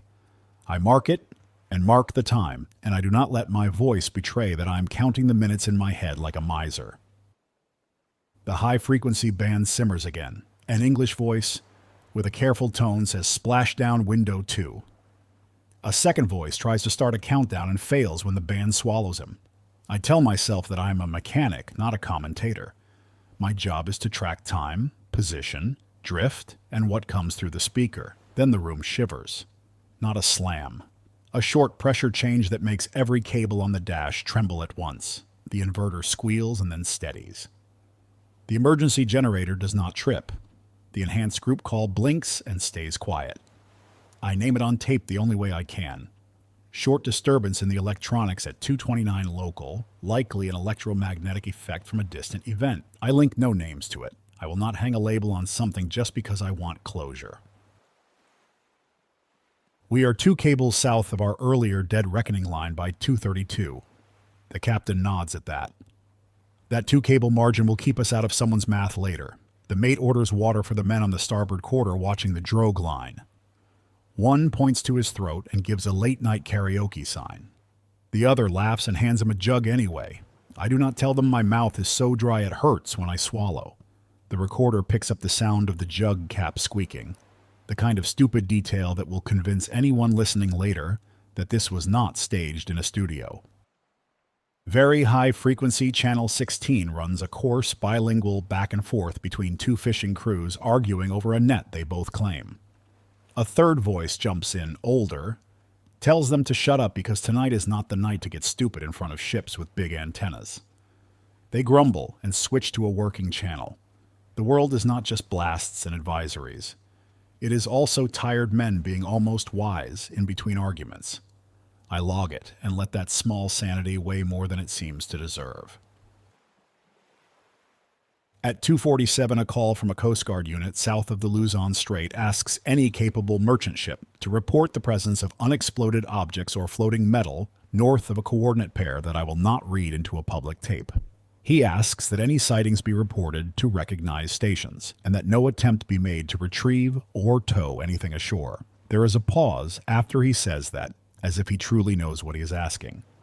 I state the call in neutral terms and then add the plain sentence that people in small boats will try anyway because money is tight. And salvage looks like easy cash. That is not judgment. That is the sea.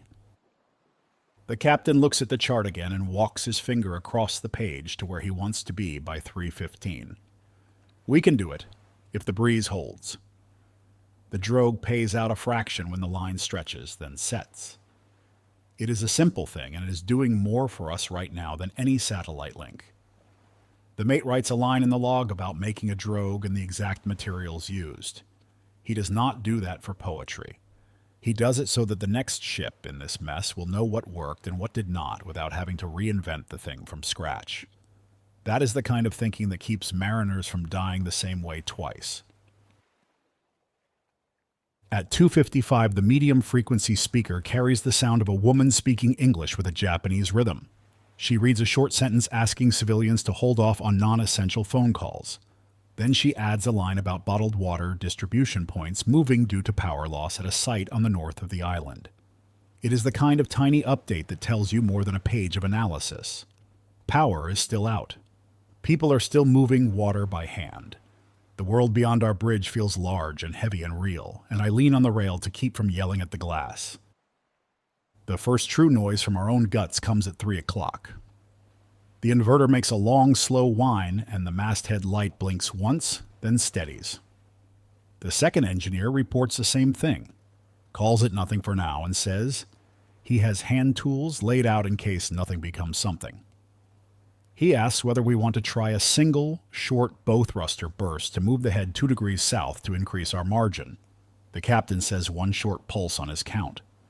He waits for a clean section in the very high-frequency chatter, then calls the pulse. The second engineer closes the breaker, spins for 6 seconds, and opens. The hull shakes once, bows a hair, and the compass turns the way we wanted. The inverter stays quiet. Everyone breathes. We do not try again. At 3:06, the enhanced group call prints a repeat of the hazard zone advisory with the line about maintaining position if safe to do so. I read it again, for the record, because the clock matters even when the words do not change. The automatic identification system wakes up and shows us crossing our own old track in a way that we know is false. I shut it down completely. The captain tells me to turn off anything that is not giving us value. We are in battery preserve mode now. Lights stay low. Radio faces stay bright enough to read with tired eyes. Everything else can wait. The men in the bancas reappear around 3:15 at a careful distance. One cups his hands and yells that a line of fast gray shapes passed far to the north an hour ago, moving east, and that someone told someone that a different set moved west earlier in the morning. He shrugs in a wide way that says none of it is his business. He points at our stern and makes a hand motion that asks if we want help. The captain shakes his head and gives him a palm-out sign that means keep clear. The man nods and vanishes into the chop as if the reef swallowed him. There is a sound in this room that wears the same clothes as silence, but is not silence. It is the absence of beeps from the enhanced group call, the absence of the automatic identification system tick, The steady, low hiss of the high frequency on an open squelch, the mutter of very high-frequency voices, and the old medium-frequency speaker doing its best to be useful after a long career. I keep speaking into the microphone anyway. I say the time, I say the ranges. I say the angle of the drogue line, I say the wind speed.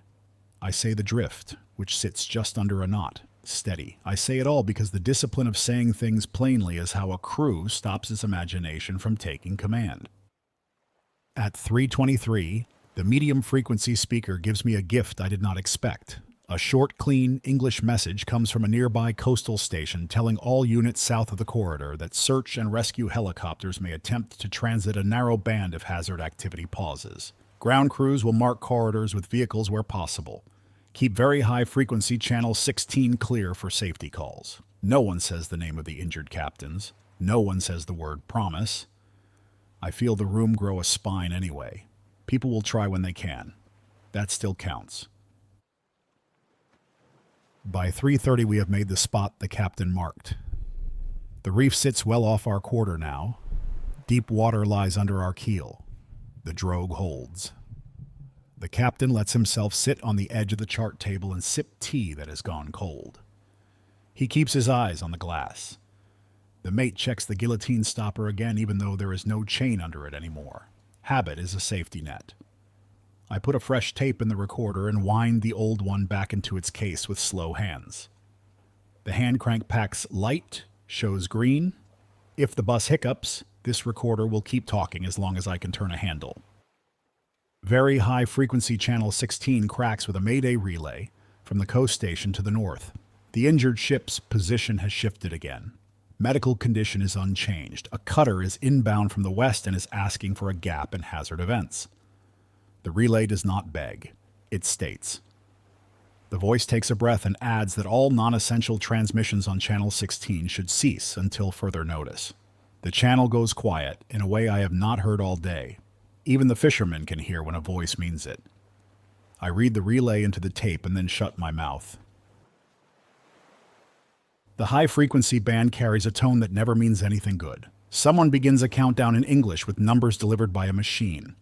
The voice reaches 0 and stops. The band turns wool for a breath and clears. There is no slam, no theater. Just a gap where sound was supposed to be and then the return of noise. The inverter in our rack does not complain. The lights do not blink. The emergency generator does not fire. I thank the second engineer out loud even though he did not touch a thing. People think the loud fixes are the heroic ones. The best fix is often a preparation the room never hears about. At 3:49, a faint voice that might be the injured ship hisses across very high frequency, channel 16. The call sign is there. The words are not. A relay station repeats the message. Fire under control. Smoke heavy. Injured stable. Request medical evacuation when safe. The relay gives coordinates. I do not need to say them here. I can show later on a map how close those numbers sailed to our morning drift if we had not cut the chain.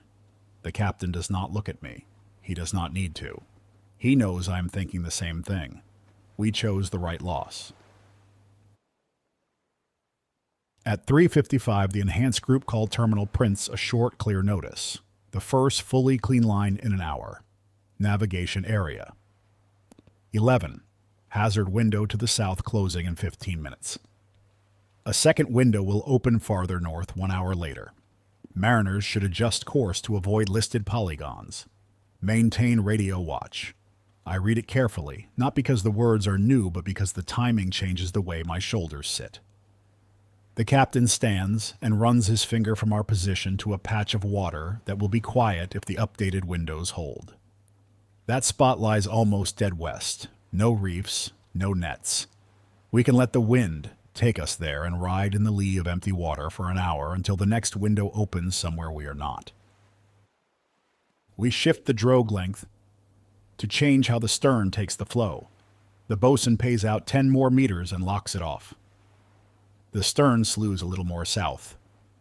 The bow swings a hair the other way. The ship answers slow and steady. There is nothing elegant in this. It is the stubborn patience of people who refuse to add motion to a world that already has too much. The mate sets the crew to coil spare lines and secure the starboard boat falls so that no loose metal can sing against the davit and give us away when we do not want attention. At 4 o'clock, the medium frequency speaker relays a short English message. Search and rescue helicopter may attempt approach from the west during a short lull. Ships in the area should keep very high frequency, channel 16 clear of non-essential chatter. I say a fast prayer in my head that smells like aviation gas and sweat, and then go back to work. The very high-frequency channel stays quiet. Even the bankas are ghosts now. The reef looks calm from this angle. Calm is a surface. Underneath it there is just as much pull. The call I was waiting for arrives at 4:10. A cutter to the north calls on very high-frequency channel 16 and states that they are on scene with the distressed ship. They will attempt to transfer when safe. The words are disciplined and dry. I add the sentence into my recorder that I am grateful to know someone with a red cross painted on steel is where he needs to be. I do not say anything else. It is not my story to narrate from a distance. It is my story to log that the radios can carry good news in clear daylight after a night that tried to break everything that talks. The hazard window to our south closes on time. The high-frequency band takes a breath. The enhanced group call terminal prints a confirmation. The captain taps the chart again and picks a second quiet patch that will suit us when the next window opens to the north. A minor current curl pushes us west and a little south. The drogue holds our stern honest.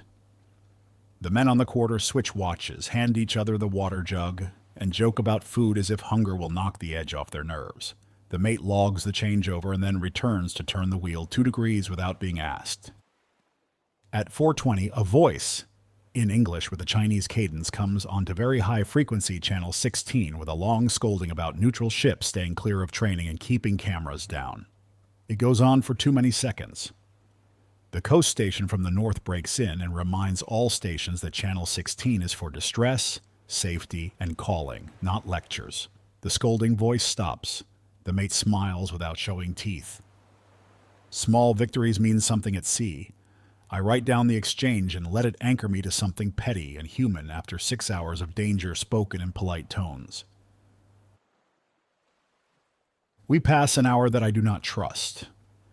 The radios keep rolling status. The enhanced group call sputters, prints, then waits. The automatic identification system stays dark by choice.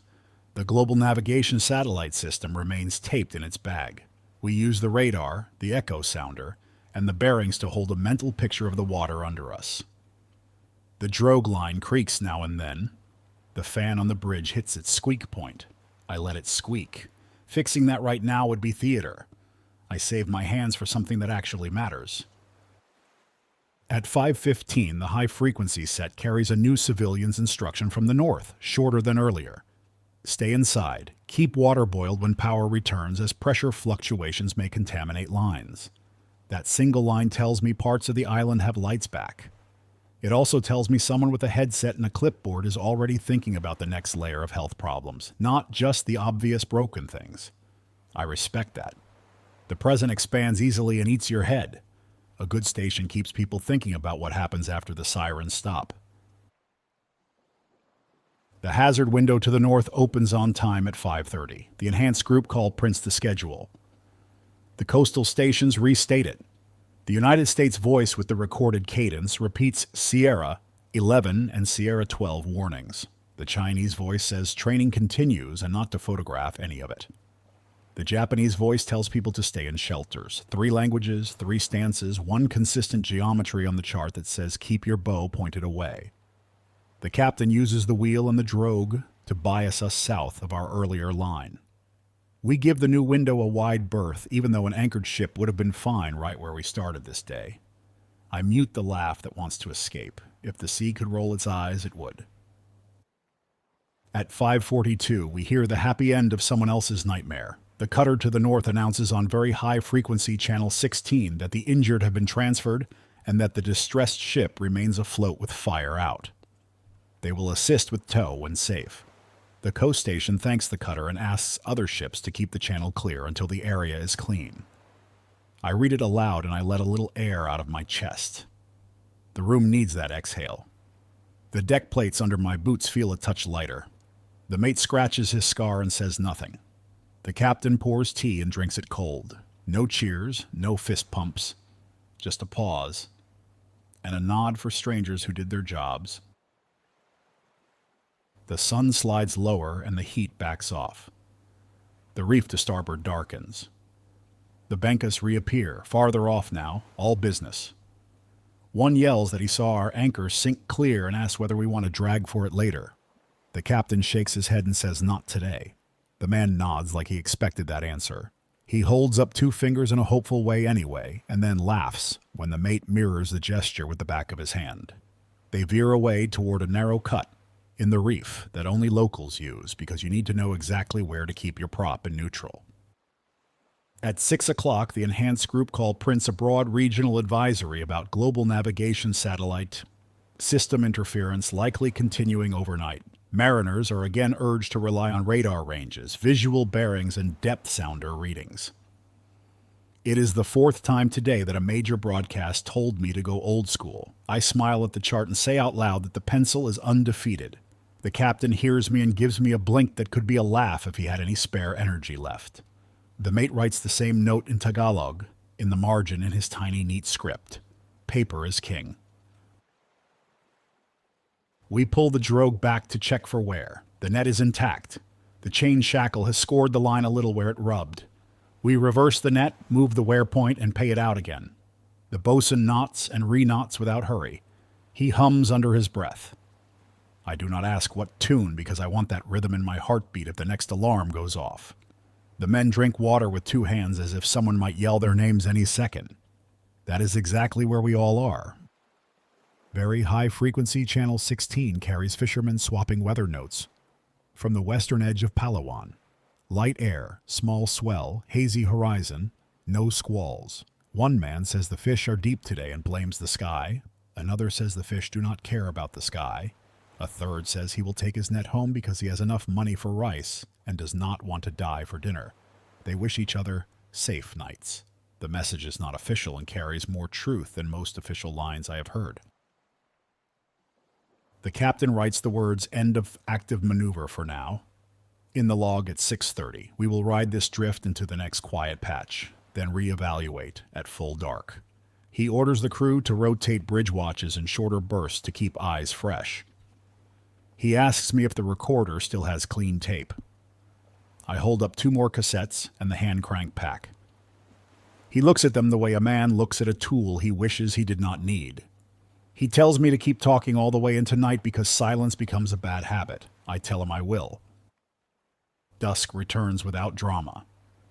The reef line loses its green. The horizon flattens. Every light we keep becomes another thing that can draw attention. We shrink the bridge to the chart lamp and the soft glow off the radio faces.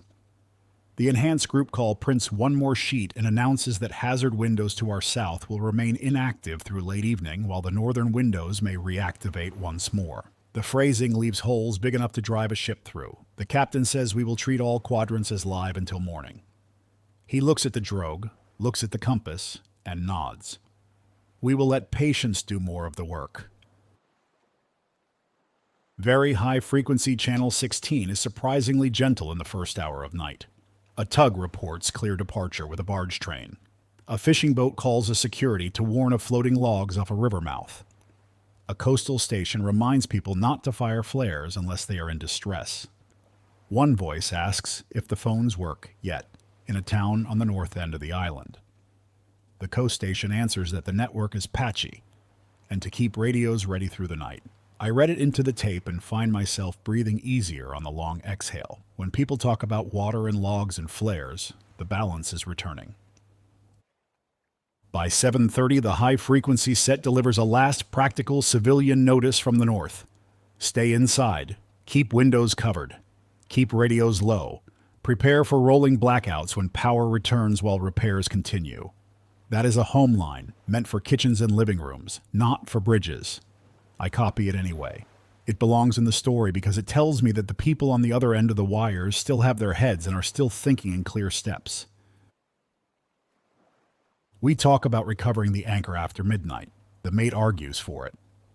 The captain says the ship will not be stationary, and dangling a heavy hook in water we do not fully control is a way to write a bad ending. I side with the captain. We can buy an anchor in a port. We cannot buy another life if a boat hook slips and a coil takes a man over the side in black water because we were greedy for hardware. The mate grunts and lets it go. He will get over this. He usually does when cold food and daylight find him. The medium-frequency speaker carries a clean, tired voice from a Philippine station reminding mariners that global navigation satellite system fixes may remain inaccurate overnight, that automatic identification system tracks may show false positions, and that paper plots should be maintained. The operator on duty adds a line in Tagalog that sounds like the voice of every good teacher I ever had. He says plots on paper do not run out of battery. I grin at the chart and pat the pencil. Old tools deserve affection. A banca slides near enough to call without shouting. The skipper says his name is June, and that he is heading toward Balabac proper to get away from whatever is going on to the north. He offers to take a letter if we want. The captain thanks him and says there is nothing to deliver except a request for clear weather and slow nights. June laughs quietly and says the fish always ignore requests. He points at our stern and says our drogue is smart. He tugs his cap and disappears into the dark without a wake. We enter the last turn of this day with the radio still alive, the long wire humming, the drogue holding, and the ship refusing to become anyone else's witness mark. The enhanced group call prints a final notice, just after 8. Navigation Area 11 expects diminished activity in the southern sectors until morning. The northern sectors may issue further notices. Mariners are urged to maintain radio watch and report hazards. I read it into the tape in a voice that has been speaking too long. The cassette's wheels turn steady. The hand crank pack light sits green. The emergency generator indicator sits quiet. The shaker in my hands that started the night has turned into a steadier tremor low in my ribs, which is a lot easier to manage with food and clean air. I am going to end this tape the same way I started the first. Plain and clean. My name is Marco Vidal, senior oiler by job, merchant sailor by stubbornness, Filipino by birth, and by every memory that matters. American passport by paper because life rolled that way. I sat the bridge with the captain and the mate and the crew of a bulk carrier that had no business being anywhere near a line on a map that many men treat as a dare. We kept a log when the world told us not to pay attention. We did not guess when guessing would feel good. We did not move when moving would let the night decide for us. We cut the anchor when the math said wait any longer, and the chart would write us into the wrong paragraph. We use very high frequency channel 16, medium frequency 2182 kilohertz, high frequency 8291 kilohertz, and the enhanced group call terminal when it could talk.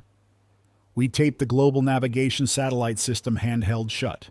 We ignored the automatic identification system when it started telling stories. We made a drogue out of cargo netting and a rusted brake shoe because the sea cares more about physics than pride. If you are listening later because someone found these tapes in a locker, take this advice and pin it to your brain. Do not trust a single source when the water is noisy. Plot 3 and compare. If the enhanced group call wakes up, read navigation area notices first, then pick up your pencil.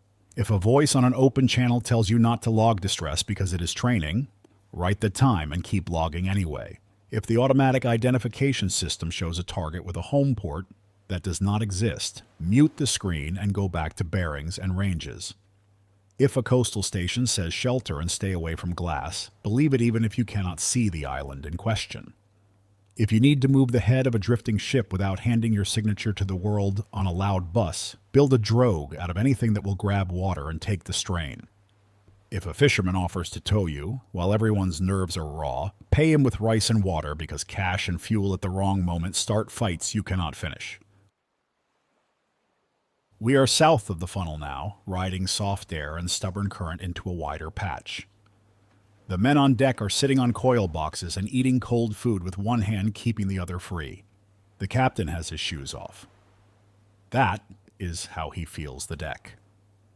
The mate has his hand on the wheel, even though it will not do much until the breeze shifts. The second engineer has his tools laid out in a neat row he will not need if the world keeps its mouth shut for 3 hours. I am on this chair with a microphone taped to my palm and a stack of paper under my right hand that proves we were here and listened. I do not know what the next day brings for Okinawa, for Bashi Channel, for Puerto Princesa, for the man who shouted Mayday and then watched the band swallow his own voice. I only know that on this bridge on this night, people did their jobs and refused to become careless.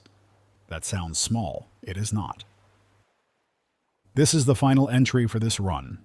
We will keep the radio on through the night, and we will be here at first light with a fresh pencil and a clean plot.